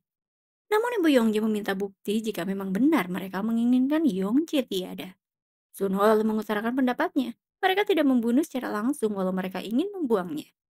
Di dalam lift, Sunho meminta fakta sebenarnya kepada orang tua Yongjae. Karena sebagai pengacara dia tidak akan membuka rahasia dari kliennya. Sementara itu, tim kejahatan kriminal khusus menemukan CCTV di TKP Yongjae yang diserang oleh para siswa nakal. Terlihat seorang ibu parubaya melihat aksi itu, namun membiarkannya. Bung Song memberi amplop untuk Hyun. Hyun tak kuasa membukanya dan hanya mengucapkan terima kasih sembari dia pun pergi. Sunho yang berada di lab forensik di mana jasad Yongjae berada, dia merasakan apa yang dilalui oleh Yongjae tanpa ada yang mengingatnya. Namun dia pun berucap akan mengingat Yongjae. Di kediamannya ibu Yongjae, dia mendapatkan amplop pink yang berisi teka-teki, membuatnya berpikir, apa ini? Di ruangan bawah tanahnya, Hyun akhirnya membuka amplop tadi. Terlihat olehnya para korban menelantarkan seseorang. Diasumsikan olehnya adiknya membunuh orang-orang yang menelantarkan seseorang, seperti dirinya menelantarkan adiknya. Saat dilihat foto pelaku, dia adalah orang yang berada dekat dirinya selama ini, yaitu Sunho. Betapa sedih dan kecewanya Hyun tidak mencari adiknya saat dulu. Bergegas, Hyun pun pergi ke kediaman Yongjae mencoba menghubungi Sunho namun tidak digubris. Hyun yang sudah tiba di kediaman Yongjae mendapati gambar seperti yang ia selalu terima. Dia lalu menghubungi Bung Song memastikan alamat terakhir pelaku yang ada dalam amplop yang tak lain adalah Sunho. Lalu dia menghubungi Ji-an untuk memastikan lokasi orang tua Yongjae saat ini. Sampai di lokasi kediaman Sunho, Hyun melihat lukisan-lukisan berkarakter yang biasa adiknya lukis sejak kecil. Hyun lalu melihat Sunho, meminta maaf karena terlambat menyadari bahwa Sunho adalah Min adiknya. Hyun memeriksa tangan Sunho namun Sunho menepisnya. Hyun berujar bahwa ia hanya memeriksa apakah Sunho terluka. Sunho berujar bahwa ia sudah rusak sejak Hyun meninggalkannya. Hyun pun menyatakan bahwa ia tidak pernah meninggalkan adiknya. Namun Sunho berujar bahwa Hyun tidak mengenalinya karena menganggap sudah tiada. Atau mungkin Hyun sengaja memberikan dia kepada Yong dan memberitahu Yong yang sebenarnya. Padahal itu janji Hyun dan Sunho sewaktu kecil. Sunho merasa dihianati kakaknya. Seketika Hyun pun mengingat dirinya pernah bertukar rahasia dengan Yong saat menemuinya di tahanan. Bahwa dia memberitahu Yong ayahnya menganggap Hyun seorang monster. Padahal adiknya yang sebenarnya monster. Hyun lalu mendapatkan kabar dari Ji-an bahwa orang tua Young Jae sudah ada di rumahnya. Hyun seketika meminta Sunho meniadakannya. Namun Sunho memintanya untuk lekas pergi. Saat Hyun telah pergi, Sunho pun menangis terisak sendirian. Dalam tidurnya, Hyun pun bermimpi buruk. Dia melihat adiknya tengah melakukan sesuatu pada orang yang sudah tergeletak kakinya. Saat terbangun, Hyun melihat Ji-an menemaninya sembari ketiduran. Hyun pun lalu bercerita kepada Ji-an bahwa ia mengetahui adiknya adalah seorang pembunuh. Dia pun tidak tahu harus bagaimana untuk menghentikannya. Hyun lalu pergi sementara Ji-an terbangun dan tidak menyangka. Kediamannya, Sunho mempertanyakan kebenaran kepada Junho mengenai Hyun yang menyerahkan Sunho kepada Junho dan meninggalkan dirinya. Junho menjawab bahwa alasannya hanya menguntungkan kedua belah pihak. Saat makan berdua, Ji-an meminta kejujuran Hyun karena dia mendengar semuanya tadi malam. Namun Hyun malah menghindari Ji-an. Ji-an mendekati Hyun dan meminta Hyun menganggap dirinya adalah Ji-an, bukan seorang polisi. Ji-an lalu bertanya apakah Hyun menemukan adiknya yang hilang. Hyun lalu menjawab iya. Lanjut dia pun menanyakan apakah Hyung membawa adiknya. Hyun menjawab lagi dengan iya. Bertanya lagi, apakah adik Hyun menjadi seorang pembunuh? Hyun pun menjawab, mungkin saja. Hyun lalu mengajak Jian ke ruang bawah tanah. Jian berujar bahwa ini tempat di mana Hyun dikurung saat itu oleh ayah Hyun. Hyun pun mengungkapkan bahwa jika saja ayahnya tahu bahwa yang aneh adalah adiknya dan bukan dirinya, mungkin adiknya yang akan dikurung. Tapi Hyun menyesali, malah memberitahu kondisi adiknya kepada Yong. Hyun berujar andai saja dia tidak memberitahu Yong dan menggenggam erat tangan adiknya. Mungkin adiknya akan mendengarkan apa yang dia minta dan tidak akan seperti sekarang, namun tumbuh dengan baik. Seketika Jian memeluk Hyun dan menguatkan Hyun. Hyun pun mengecup Jian. Di kantor polisi, Enbok memperjelas gambar CCTV kasus Yongjae mengenai saksi yang berdiam saja. Terlihat jelas itu adalah perwarakan wajah dari Ibu Yongjae. Mereka lalu menangkap Ibu Yongjae dengan tuduhan kelalaian mengorbankan jiwa korban. Yun mendatangi Sunho, namun menurut Sunho datang tanpa permisi merupakan tindakan yang tidak sopan. Namun dengan senyumnya, Yun pun menyatakan dia akan terus melakukannya, bahkan mungkin akan mengikuti Sunho. Yun lalu memastikan bahwa jika adiknya ingin meniadakan seseorang, maka pastikan dirinya yang harus ia tiadakan, bukan orang lain.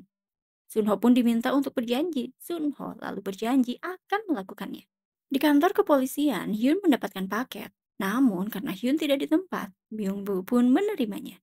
Dilempar paket tersebut ke meja Hyun, terlihat oleh Myung-woo ada foto. Dia pun memeriksanya, ternyata itu adalah foto jasad yang telah ditiadakan.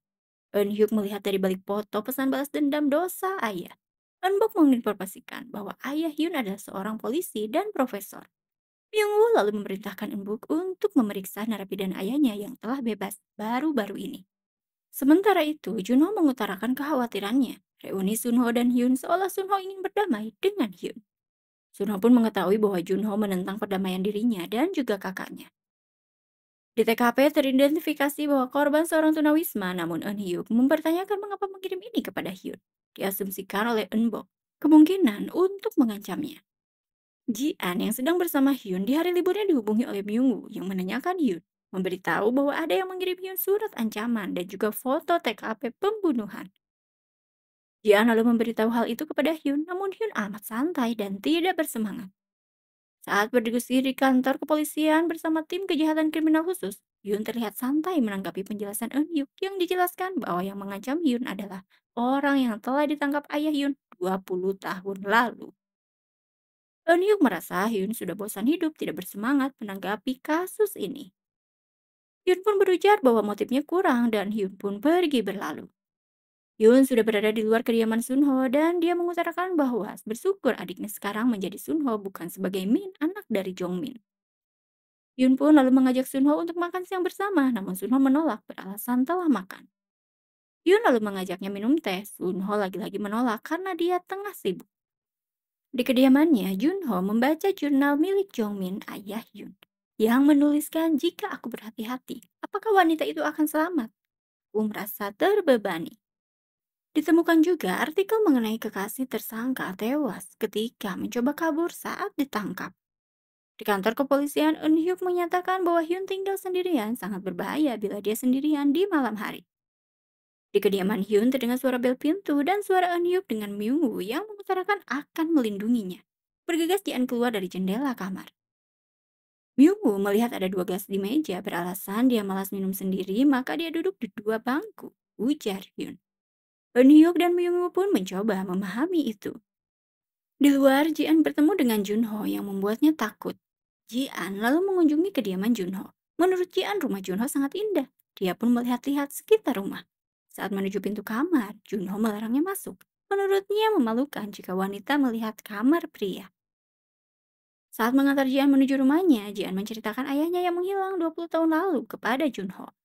Ji-an lalu mempertanyakan, haruskah dia sebagai anak menganggap ayahnya sudah tiada atau masih hidup? Junho mengutarakan bahwa harapan adalah kejahatan yang dalam, namun menurutnya memiliki harapan adalah lebih baik. Di kediaman Hyun, para pelindung Hyun tengah tidur terlelap. Hyun lalu menghubungi Jian. Jian menyampaikan bahwa ia sudah berada di kediamannya diantar oleh Junho. Hyun lalu meminta mengunci rumah, namun Jian menyatakan jangan khawatir kepadanya. Jian pun membereskan tempat tinggalnya yang telah lama ia tinggal. Melihat berkas banyaknya foto Hyun, Jian menganggap dia memang penguntit Hyun. Namun pandangannya terpaku pada Sunho yang berada pada foto tersebut, tengah memandang Hyun. Dia pun berasumsi kemungkinan Sunho adalah adik Hyun. Saat berdiskusi dengan Junho kasus Yongwo yang mengirim pesan kepada Hyun, Sunho pun akhirnya mengetahui bahwa Hyun hendak ditargetkan oleh Yongwo, mantan narapidana yang ditangkap ayahnya 20 tahun lalu. Dan pacarnya tewas ketika mau coba untuk kabur dengannya. Sunho pun memahami mengapa Hyun bersyukur ia saat ini tidak menjadi Min anak dari Jongmin. Namun, Sunho berpendapat kemungkinan Yongwo menargetkan Hyun untuk menderita. Menurut Junho, dari pembunuhan, tunawisma merupakan hanya mengirim pesan untuk Hyun. Bagaimana cara membunuhnya? Sunho pun berujar pelaku ingin orang yang paling disayangi Hyun meninggal dengan sadis.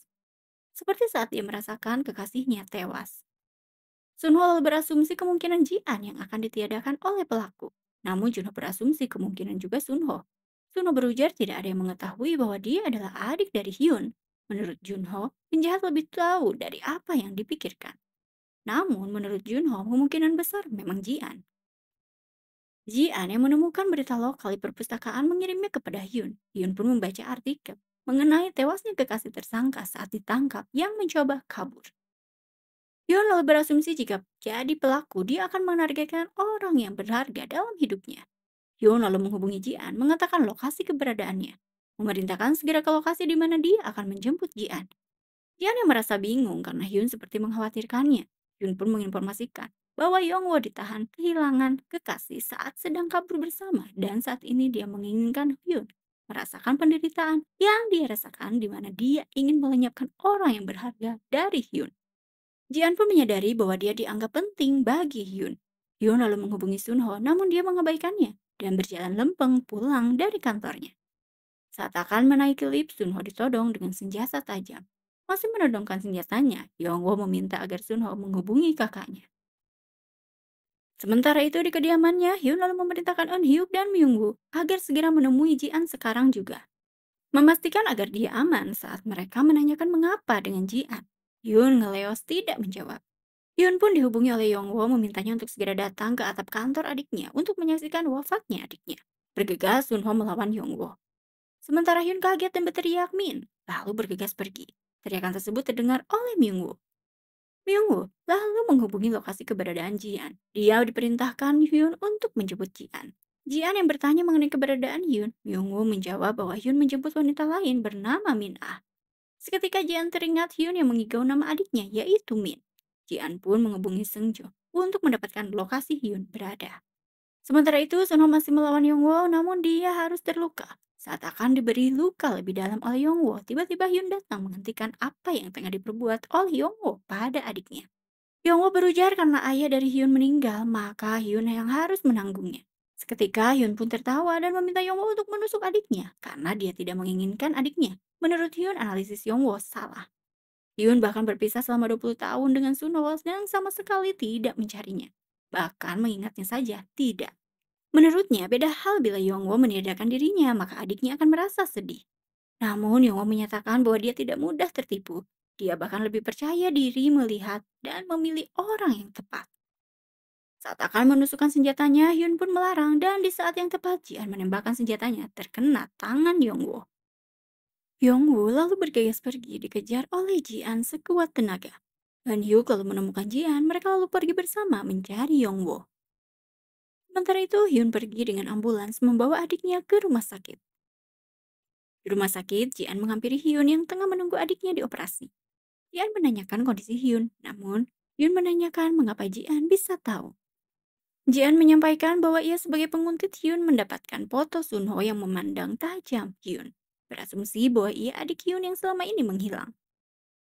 Jian lalu menguatkan Hyun bahwa semua akan baik-baik saja. Hyun pun seketika tak kuasa menahan kesedihannya. Eun Hyuk lalu menghampiri Jian mengutarakan bahwa Hyungwoo kabur. Namun masih dicari oleh Myungwoo dan yang lainnya. Hyun yang menemani adiknya di ruang rawat, dia memegang tangan adiknya tertidur. Sunho yang siuman, dia melihat kakaknya yang setia menunggunya. Hyun lalu terbangun dari tidurnya, dia bersyukur adiknya telah siuman. Hyun pun berujar bahwa akan ada orang yang bisa Sunho andalkan. Selama dia tidak ada karena akan pergi menangkap Yongwoo. Di luar, Hyun pun memohon kepada Bung Song agar melayani Sunho selama dia tidak ada. Namun Bung Song merasa takut karena Sunho adalah salah satu orang yang harus dia selidiki karena dicurigai oleh Hyun pelaku pembunuhan. Hyun pun memohon dan dia pergi begitu saja, membuat Bung Song gedeg untuk kesekian kali. Bung Song lalu memperkenalkan dirinya kepada Sunho. Sunho menyatakan bahwa ia mengetahui Bung Song. Hal itu membuat Bung Song kaget, tidak menduga. Sunho beralasan bahwa dia telah mengawasi kakaknya yang berkomunikasi dengan Bung Song. Tim kejahatan kriminal khusus pergi di mana lokasi sinyal ponsel Yongwoo berada. Saat dihubungi, ponsel itu terdengar dari dalam coran.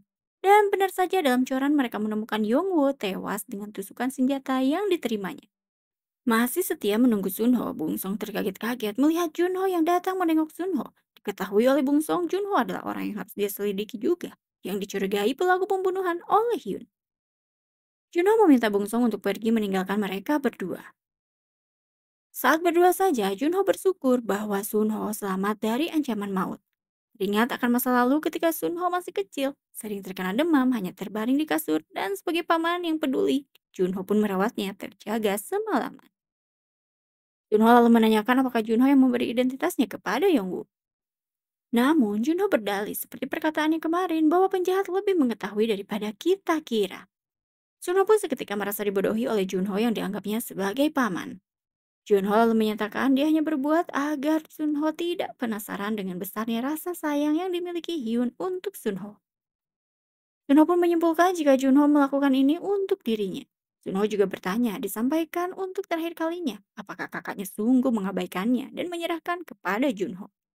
Junho pun enggan menjawab. Sunho menyampaikan bahwa jika pada akhirnya dia harus membunuh, maka dia akan membunuh Junho. Saat Hyun datang menghampiri mereka, Junho bergegas pamit. Namun Hyun melihat luka di tangan Junho. Junho beralasan bahwa luka itu karena dia bercocok tanam di rumahnya.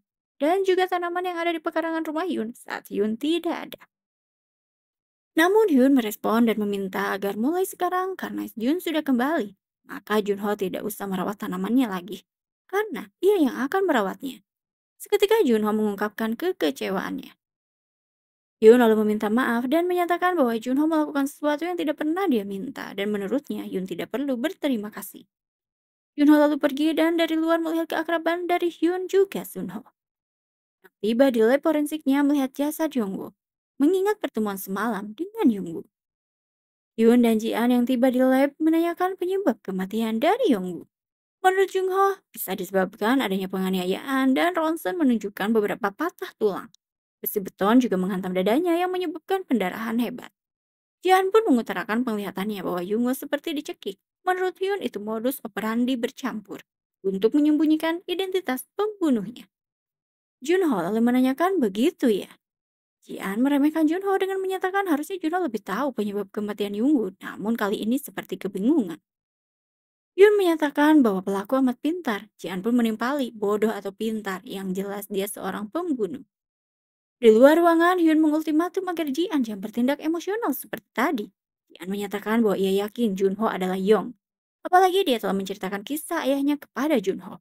Jian bertekad mengerahkan seluruh tenaga untuk menghadapi Yong. Saat dalam mobil, Jian menyatakan bahwa untuk mengungkap Junho adalah Yong, maka Sunho harus memberikan kesaksian karena saat awal menjadi seorang polwan, Jian mencari tahu mengenai Yong. Yong memohon status tidak bersalah saat dia ditahan. Berdasarkan catatan, setelah Yong ditahan, sidik jarinya diambil dan faktanya pemindai sidik jari Yong bukanlah milik Yong, melainkan milik narapidana lain bernama Seung-ho. Diasumsikan oleh Jian, sidik jari Yong sudah terhapus dan ditukar dengan sidik jari narapidana lain. Jadi, walaupun bisa menemukan Yong, Jian dan Hyun tidak bisa membuktikan melalui sidik jari bahwa itu adalah Yong. Menurut Jian, sidik jari itu bisa begitu, ada kemungkinan antara kesalahan sistem atau ada yang sengaja merubahnya. Di ruangan komisaris kepolisian, Seokjo, Hyun mengungkapkan apa yang ia tahu mengenai sidik jari Yong yang telah dirubah. Seokjo beralasan sistem penyimpanan data saat itu belum sempurna. Hyun lalu menanyakan kepada Jisoo mengenai sidik jari Yong. Tidak mendapatkan jawaban, Hyun menyatakan bahwa hanya membuang waktu. Dia pun bergegas pergi. Namun ditahan oleh Jisoo yang memintanya untuk bicara berdua. Tapi Hyun menolak. Menurutnya sudah tidak ada yang perlu dibicarakan lagi. Jisoo lalu mengungkapkan bahwa ia membaca iklan Hyun di majalah. Jisoo lalu menanyakan apakah Hyun telah kembali. Hyun pun menyatakan bahwa Hyun ada di dekat Jisoo. Hyun pun pergi berlalu. Saat itu Eun-hyuk menguping dengan bingung, dia mempertanyakan siapa Yong. Di rumah sakit, Hyun hendak menyuapi Sunho, namun Sunho awalnya menolak, tapi Hyun yang manis terus mencoba menyuapi adiknya. Sampai pada akhirnya makanan pun habis. Tidak ingin merasa adiknya bosan, Hyun pun mengajak Sunho keluar ruangan. Di kantornya, Jian merayakan ulang tahunnya bersama tim kejahatan kriminal khusus. Lalu tiba-tiba datang kurir mengantarkan paket untuknya. Kurir tersebut ditahan oleh Seungjo dan juga Myungwoo. Jian membuka isi paket yang berupa peta, tempat dia dulu tinggal, dan kartu ucapan ulang tahun. Jian menanyakan pengirimnya kepada kurir. Kurir menyatakan seseorang membawa ke kantor pusat lalu memberikannya untuk diberikan kepada Jian. Jian pun meminta agar rekannya untuk melepas kurir dan meminta anjing pelacak mayat sesuai peta yang ia terima. Saat anjing menggonggong ke area tertentu, mereka lalu menggalinya dan ditemukan kerangka manusia dengan arloji yang terkubur. Jian melihat arloji itu adalah milik ayahnya dan dipastikan kerangka itu adalah ayahnya yang menghilang. Eun-hyuk lalu melaporkan kepada ayahnya bahwa ia menemukan kerangka ayah Jian yang dahulu menghilang dan dia seorang sipir. Sir telah membantu Yong kabur dari penjara. Seketika Eun-hyuk tersadar yang dimaksud oleh Hyun adalah Pisiko yang kabur 20 tahun lalu.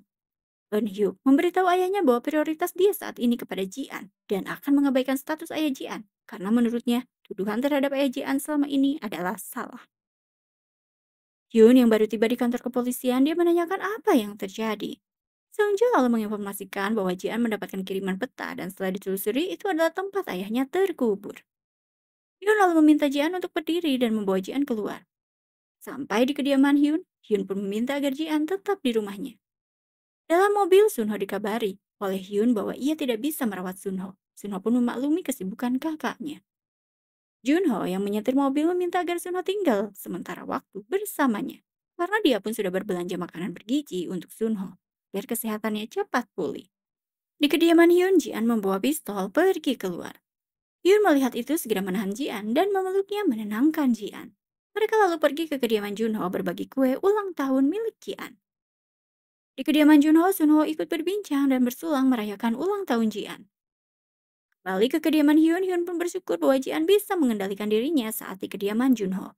Jian lalu teringat dan memberitahu Hyun bahwa ada kamar yang tidak boleh dijamah saat pertama kali berkunjung ke kediaman Junho, yang membuatnya amat curiga. Esok hari Jian meminta izin akan pulang ke kediamannya dan meminta Hyun untuk membawa kembali Sunho ke rumah ini. Hyun yang sudah tiba di kediaman Junho meminta adiknya untuk ikut pulang bersamanya. Sunho lalu pamit pergi dan berterima kasih kepada Junho karena telah merawatnya. Di ruang kerjanya, Jisoo merasa gelisah. Dia lalu membuka kertas sidik jari milik Hyun. Di kediamannya, Hyun mempertanyakan kartu-kartu yang dikirimkan Sunho untuknya. Terlihat oleh Sunho, Hyun tidak ingat apapun. Sunho berkilah bahwa dia tidak mengingatnya. Melihat Sunho rambutnya basah sehabis keramas, Hyun menawarkan bantuan agar ia keringkan rambut Hyun dengan hair dryer. Sunho pun terlihat senang diperhatikan oleh kakaknya. Jian yang berada di kantor catatan sipil mendapatkan informasi bahwa kebakaran tahun 98 membuat gedung tidak rusak parah. Namun data identitas korban terbakar. Sehingga tim catatan sipil membuat ulang kartu identitas dan catatan medis korban yang bernama Junho. Jian lalu mengasumsikan bahwa Yong merubah sidik jari dan identitasnya menjadi Junho. Namun dia mempertanyakan apa yang terjadi dengan Junho asli. Di ruangannya, Jisoo menelisik sidik jari milik Yong sama persis dengan milik Junho. Membuatnya amat terkaget-kaget, tak menyangka. Saat keluar ruangannya, Jisoo disapa oleh Junho membuatnya terlihat tidak nyaman. Junho pun merasakan situasi tidak nyaman Jisoo. Di ruangannya kembali, Jisoo mencoba menghubungi Hyun namun Hyun tidak menjawab. Jisoo lalu bergegas pergi. Di kediaman Hyun, Jian bertamu ke kediaman Hyun dan tiba-tiba Junho pun bertamu yang beralasan membawakan makanan bergizi untuk Sunho. Lalu datang juga Eun Hyuk yang bertamu. Maka mereka pun lalu makan bersama. Saat itu Eun Hyuk menanyakan mengenai Yong seketika suasana meja makan tegang. Jian lalu menceritakan bahwa Yong adalah orang di masa lalu yang meniadakan ayahnya dan ayah Hyun, juga menculik adik Hyun. Sunho pun menimpali bahwa Junho memang orang yang jahat. Sampai di parkiran kediamannya, Jisoo merasa ada yang mengikutinya dan dia adalah Eunbok yang menusuknya dan memberitahu bahwa dia harus lakukan karena memiliki hutang kepada seseorang. Eunbok lalu mengambil tas Jisoo yang berisi sidik jari Junho. Eunbok yang berada di toilet tiba-tiba dihubungi oleh Myungwoo. Dia pun sudah ada di TKP, disusul oleh Hyun dan juga yang lainnya. Diinformasikan Seungjo bahwa korban adalah Jisoo dan tasnya hilang dibawa oleh pelaku. Namun Myungwoo menginformasikan bahwa kasus ini tidak ditangani tim kejahatan kriminal khusus karena Jisoo membawahi mereka dan biro infeksi yang akan menyelidiki kasus Jisoo. Saat Junho memeriksa kondisi korban, Hyun dan Jian menatap Junho dengan tajam. Hyun yang melihat ponselnya menerima pesan voice note dari Jisoo yang meminta maaf dan ingin memperbaiki kesalahan di masa lalu walau menurutnya mungkin sudah terlambat. Jisoo menginformasikan bahwa ia memiliki sidik jari asli milik Yong dan dia pun berniat akan menyerahkan diri setelah semua terungkap. Menginformasikan pesan voice note itu kepada Jian. Jian pun mengasumsikan bahwa Junho sepertinya punya kaki tangan dalam kasus Jisoo ini. Mengingat Junho semalaman bersama mereka. Hyun pun mengasumsikan pelaku sepertinya mengetahui masalah internal polisi dengan sangat baik. Hyun pun mengasumsikan kembali bahwa pelakunya adalah kemungkinan orang yang ada di timnya. Di kediamannya, Hyun memperlihatkan kepada Sunho foto korban di TKP yaitu Jisoo, yang dahulu telah membantu Yong kabur dari penjara. Mengetahui hal itu, Sunho merasa tidak adil karena semua berawal dari perbuatan Jisoo. Dan menurutnya kematiannya terlalu mudah dan juga sederhana. Jika dia yang meniadakannya seperti ini, menurutnya itu amat memalukan. Yun pun mengusap rambut Sunho dalam hatinya berkata bahwa ia akan mengubah adiknya perlahan. Di ruangan ayahnya, Eun-hyuk menanyakan siapakah Yong. Ayahnya menyatakan bahwa Jisoo adalah antek dari Yong yang membebaskan Yong. Mengetahui hal itu, Seokjo meminta agar Jisoo merahasiakan kesalahannya saat itu. Dan saat konferensi pers, Seokjo menyatakan bahwa sipir tahanan atau ayah dari Jian yang membantu Yong kabur. Eun-hyuk pun amat kecewa terhadap ayahnya karena mengambing hitamkan ayah Jian. Di kediamannya, Suno menyatakan bahwa Yong memiliki anak lain selain dirinya. Anak-anak yang sendirian seperti dirinya di masa lalu. Sementara itu, Junho yang bertemu Eunbok menyatakan bahwa seharusnya Eunbok jangan membuat Jisoo seperti itu. Namun, Eunbok menyatakan bahwa ia hanya membalas kebaikan Junho karena telah menyelamatkannya dari neraka.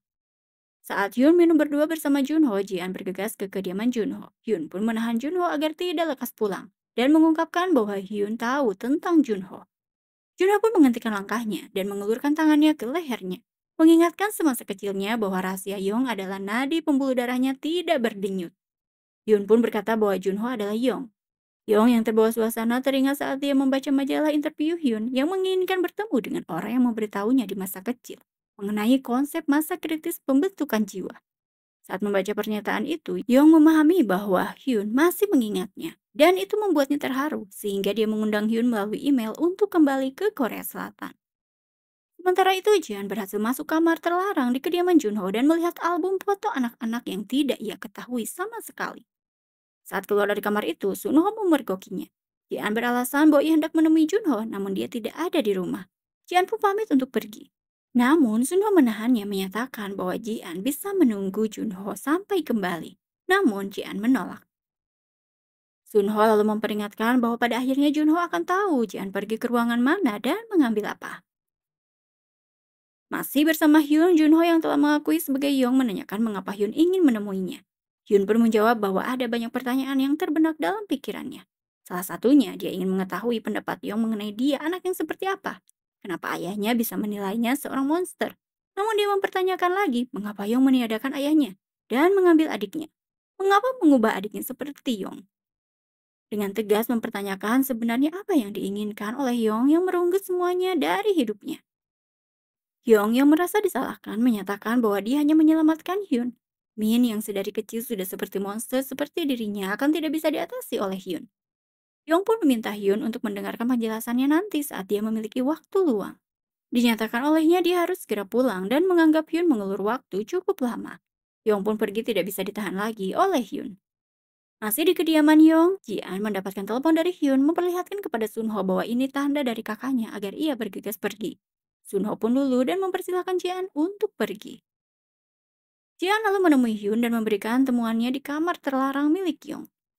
Hyun pun menyatakan bahwa ini adalah foto-foto anak yang diselamatkan oleh Yong karena memiliki nasib yang sama seperti Yong. Jian lalu menyampaikan bahwa ia tertangkap basah oleh Sunho di kediaman Yong mengetahui dari Sunho bahwa Jian telah mengambil beberapa foto dari album foto di kamar terlarang. Sunho lalu mempertanyakan mengapa Yong menipunya padahal kakaknya tidak membuangnya. Yong beralasan bahwa saat Sunho berada di mobilnya, ia menganggap itu sudah takdir. Namun saat ini Yong berharap hubungan Sunho dan Hyun menjadi lebih baik. Sunho pun menyatakan bahwa pamannya lah yang akan menjadi korban terakhirnya. Saat Sunho tertidur, Hyun pun mengusap kepala Sunho, bentuk kasih sayangnya terhadap adiknya yang tidak pernah berubah. Saat Hyun pergi, Sunho pun membuka matanya. Pagi hari, Sunho yang bersiap bekerja diperhatikan full oleh kakaknya, membuat suasana hatinya amat senang. Kantor kepolisian, Jian mendapatkan kabar dari Eun-hyuk bahwa Badan Forensik Nasional telah menginformasikan hasil DNA yang menunjukkan bahwa kerangka yang ditemukan adalah ayah Jian. Tahun kematian sama dengan Yong saat kabur dari tahanan. Menceritakan apa yang ia tahu mengenai ayahnya, dia yang merasa bersalah meminta saran apa yang harus ia lakukan agar dia bisa bertanggung jawab atas apa yang dilakukan oleh ayahnya. Jian pun meminta agar Eun-hyuk membantunya menangkap Yong dan mengungkap bahwa Junho adalah Yong. Di papan, Jian menempelkan foto-foto anak kecil yang dia ambil dari kediaman Yong, meminta rekan-rekannya untuk mencari tahu foto-foto ini, karena menurutnya ini terkait menemukan kejahatan Yong. Sampai di kediamannya, Yun tidak menyangka ada Yong yang memasak untuk mereka. Beralasan bahwa ia ingin makan bersama mereka, mereka pun makan bersama. Yun yang sendirian di taman dihampiri Yong yang mengembalikan buku catatan jurnal ayah Yun. Di kediamannya, Hyun pun membaca catatan jurnal ayahnya yang tertulis kebimbangan ayahnya mengenai kecelakaan atau Hyun sengaja melakukannya. Hal itu membuatnya berpikir keras karena halaman sebelumnya telah robek. Tiba-tiba ponselnya berbunyi dan Hyun pun menghampiri Jian. Mereka pun jalan-jalan dan Hyun menggenggam tangan Jian, membuat Jian amat malu. Jian lalu jujur bahwa dia memberitahu Eun-hyuk mengenai Junho adalah Yong. Hyun pun menerka bahwa pastinya Eun-hyuk amat kaget mendengarnya. Sementara itu, Sunho yang melamun dia dihampiri kakaknya. Sunho segera memberikan paket yang tadi datang kepada Hyun. Mereka pun membuka bersama paket itu yang ternyata itu adalah kado-kado berisi kartu dari Sunho. Sangat mengingat-ingat maksud dari kartu ini. Tiba-tiba, Sunho menyatakan bahwa dia tidak akan membunuh lagi jika kakaknya melarangnya. Namun, Sunho menanyakan jika harus begitu, apakah akhirnya akan bahagia? Hyun pun berucap bahwa kita harus memungkinkan itu, membuat Sunho penuh harap. Saat mengantar adiknya bekerja, Hyun dihubungi oleh Bongsung yang memintanya untuk segera ke kantor polisi. Karena ia akan memberikan berkas mengenai penyelidikannya. Hyun lalu meminta agar berkas tersebut diberikan kepada orang yang nomor ponselnya akan dikirimkan pada Bongsung olehnya. Bongsung lalu memberikan berkas tersebut kepada Myungwoo. Myungwoo lalu menyimpannya di meja Hyun. Dan Enbok mengambilnya, juga melihatnya di toilet, bahwa itu ternyata berkas informasi mengenai dirinya. Namun fotonya terjatuh dan tidak bisa dijangkau olehnya, karena foto tersebut diambil oleh Seungjo dari luar. Seungjo lalu mengetuk pintu tempat Enbok berada, namun Enbok terdiam. Seungjo pun menyimpan foto itu di bawah dan dia lalu pergi. Merasa sudah tidak ada orang, Enbok pun pergi lempeng. Hal tersebut diperhatikan oleh Seungjo yang bersembunyi. Saat kembali ke mejanya, Hyun memarahi Myungwoo karena berkasnya telah hilang. Eunbok pun memberikan amplop itu karena ada di mejanya alasannya. Namun Hyun mencurigai Eunbok. Begitupun dengan Seungjo yang melaporkan kecurigaannya kepada Jian, tapi hanya menceritakan permintaan Jisoo sebelum meninggal kepadanya. Memintanya data sidik jari Junho, yang saat itu Eunbok menanyakan hal itu. Di atap, Seungjo meminta Eunbok menyerahkan diri sembari menodongkan senjatanya. Namun mereka malah berkelahi. Rekan-rekannya pun datang melerai mereka. Dan senjata yang jatuh berada di bawah kaki Hyun. Bergegas Hyun memegangnya dan seketika Hyun mengingat sesuatu di masa lalu. Namun Hyun tak mau mengingat sampai akhirnya dia pun pingsan. Dalam pingsannya, Hyun mengingat saat bermain bersama ibu juga adiknya. Ibunya membukakan pintu dan menyuruh mereka berlari. Hyun kecil pun bersembunyi bersama adiknya. Dia lalu mengambil pistol dari tas ayahnya. Dan saat keluar mengendap-endap, Hyun melihat ibunya terkapar tak berdaya dengan luka di badannya. Hyun saat itu melihat pelaku yang tak lain adalah mantan napi yang balas dendam kepada ayahnya. Lalu Hyun pun mengeluarkan peluru dari pistolnya. Dan seketika Hyun pun terjatuh. Sementara adiknya Min alias Sunho kecil melihat pemandangan yang mengenaskan itu. Saat sadar, Hyun melihat adiknya di sampingnya yang menyatakan bahwa Hyun melindunginya. Saat itu seolah lupa akan yang dialami sebelumnya. Namun Sunho mengingatnya, dia tidak lupa kejadian itu. Di masa kini, Hyun yang sudah siuman, dia terbangun dan menyadari semua adalah kesalahannya. Hyun pun menyalahkan diri sendiri. Mengapa adiknya menjadi psiko karena kesalahannya di masa lalu? Hyun pun menangis terisak ditenangkan oleh Ji-an. Hal itu disaksikan oleh adiknya yaitu Sunho. Sunho pun menyesali karena mengirim kartu itu pada kakaknya. Sehingga kakaknya mengingatkan hal buruk. Di ruang interogasi, Enbok diminta untuk jujur mengenai Yong. Enbok lalu jujur bahwa dia meniadakan Jisoo. Jian lalu menghampiri Sunho menanyakan mengenai Enbok yang salah satu anak dari Yong. Jian lalu memeluk Sunho sembari menyatakan bahwa dia berharap Sunho bertanggung jawab atas apa yang telah diperbuatnya. Hal itu demi kakaknya. Agar Sunho memiliki akhir yang bahagia hidup damai bersama Hyun. Begitu ujarnya. Jian lalu menemui Junho yang spontan mengatakan bahwa salah satu anak dari Junho telah ditahan. Junho yang seolah tak memahami itu, Jian pun memintanya jangan berpura-pura lagi karena ia sudah tahu Junho adalah Yong dan sangat ingin meniadakan Yong. Namun Jian tidak akan melakukan itu karena Hyun akan bersedih. Tidak menanggapi ocehan Jian, Yong pun pergi. Seketika Jian menodongkan senjatanya dan meminta Junho untuk mengakui segala perbuatannya.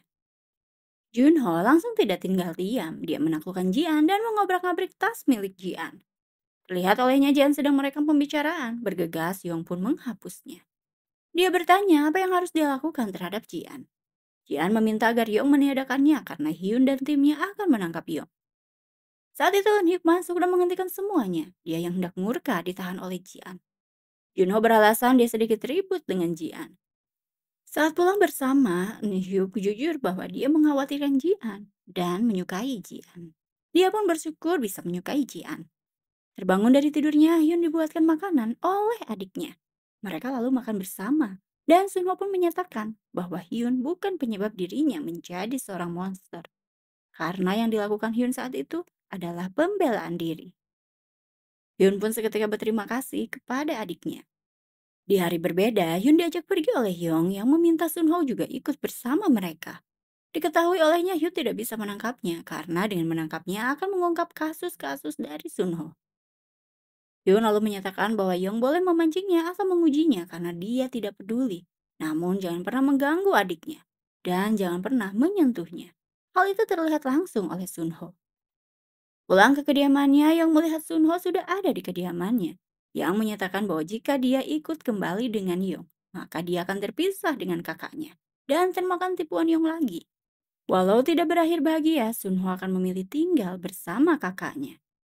Di dalam tahanan, Embok dikunjungi oleh rekan-rekan timnya yang meminta maaf dan menyalahkan bahwa salah mereka tidak mengetahui sedari awal. Sementara itu, kakak beradik Hyun dan juga Sunho menikmati kebersamaan mereka, berfoto bersama mengabadikan momen bersama. Di dalam ruang interogasi tim kejahatan kriminal khusus, mereka menginterogasi anak-anak dari Yong yang telah mereka temukan. Di mana saat disodorkan foto Yong, mereka seolah tidak tahu siapa itu Yong. Dan pernyataan mereka meskipun tahu, mereka akan menganggapnya tidak tahu. Malam hari saat berjalan sendirian, Yong dihampiri oleh lelaki yang baru saja dia ingat. Saat akan menyambut lelaki itu, tiba-tiba lelaki itu menodongkan senjata tajamnya dan membuat Yong terluka. Yong pun mempertanyakan mengapa berbuat begitu kepadanya. Lelaki itu berujar bahwa ia kehilangan orang tua yang telah ditiadakan oleh Yong. Dia pun berujar lagi bahwa meskipun orang tuanya buruk, tetapi dia ingin orang tuanya ada di dunia ini. Yong pun seketika melawan dan membuat lelaki itu ketakutan. Di kediamannya, mengetahui adiknya lama sekali mandi, Hyun lalu mengutuknya. Ternyata Sunho pergi ke kediaman Yong dan mengajaknya menghilang bersama. Menurutnya dia hanya menjadi beban kakaknya. Sunho mengingatkan Yong kembali bahwa Yong adalah orang terakhir. Meminta menganggapnya untuk harga yang harus Yong bayar karena memisahkan dirinya dari kakaknya dan membuatnya membenci kakaknya. Sunho pun menyerang Yong, namun Yong melawan. Mereka pun bertarung. Dan Sunho pun dilumpuhkan oleh Yong hingga tak berdaya. Hal itu terlihat oleh Hyun yang menghampiri adiknya dan mencoba untuk membangunkannya. Yong lalu menyatakan bahwa apa yang dilakukan Hyun itu percuma. Hyun lalu menyerang Yong sejadi-jadinya, namun dia dilumpuhkan oleh wanita, seorang pelayan dari Yong. Sementara itu, di ruang interogasi, Eunbok mengakui bahwa bukti sidik jari Yong telah ia lenyapkan. Namun, mengingat perbuatan biadabnya, Eunbok pun bersedia akan menjadi saksi mata untuk kasus Yong. Yong yang sudah mengaktifkan kembali ponselnya menghubungi Hyun dan mereka pun bertemu. Hyun menginginkan perpisahan yang wajar sehingga ia mengajak Hyun untuk bertemu. Hyun pun mempertanyakan mengapa Yong amat terobsesi terhadap dirinya. Yong pun menjawab bahwa karena saat pertama bertemu dengan Hyun dia amat bisa dimengerti. Di saat orang-orang menjauhinya dan takut terhadapnya. Sejak saat itu Yong pun bertekad akan menjadi orang yang lebih baik seperti Hyun bocah kecil yang ia temui kala itu. Namun dia malah hidup bersama Min yang karakternya mirip dengannya seperti kembarannya. Hyun pun meminta agar mengembalikan Min adiknya meskipun harus jasadnya. Hyun lalu menemui Ji-an dan pamit karena akan pergi sebentar dan merahasiakan tempat kepergiannya. Namun setelah setahun berlalu di kantor kepolisian tim kejahatan kriminal khusus, berada member baru yaitu Ji-won, sang junior. Mereka lalu pergi ke TKP di mana ditemukan mayat dan tiba di TKP tim kejahatan kriminal khusus melihat Hyun yang menceberkan asumsi penyebab korban tiada. Mereka pun sangat senang karena Hyun kembali dan masih terlihat menjengkelkan. Di ruang rawat, Sunho masih mendapatkan perawatan. Dia dihampiri oleh wanita pelayan Yong, menginformasikan bahwa tadi kakaknya berada menjaga Sunho. Sunho pun merasakan kakaknya tadi ada di sampingnya. Pelayan wanita Yong lalu memberikan amplop dilansir itu adalah identitas baru untuk Sunho. Hyun lalu berjalan berdua bersama Ji-an, menyatakan bahwa setelah Yong menghilang, dia mengingat sesuatu. Bahwa saat masih kecil, Yong menyatakan Hyun bisa menjadi apapun sesuai kemauan Hyun, menjadi orang yang berlawanan dengannya, atau seperti dirinya.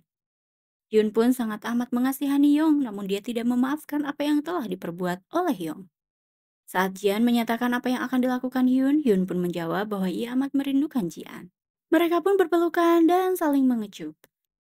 Sementara itu, Sunho meninggalkan amplop identitas baru dan pergi melenggang penuh percaya diri. Kepercayaan diri Sunho tersebut menjadi akhir dari drama Hello Monster. Sebagai manusia, kita memang tidak bisa memilih orang tua untuk dilahirkan. Tapi kita masih bisa memilih tujuan hidup seperti apa yang kita inginkan. Kisah hidup seperti apa yang kita akan usahakan. Terima kasih untuk penonton setia Cece. Sampai jumpa di drama seru lainnya. See you.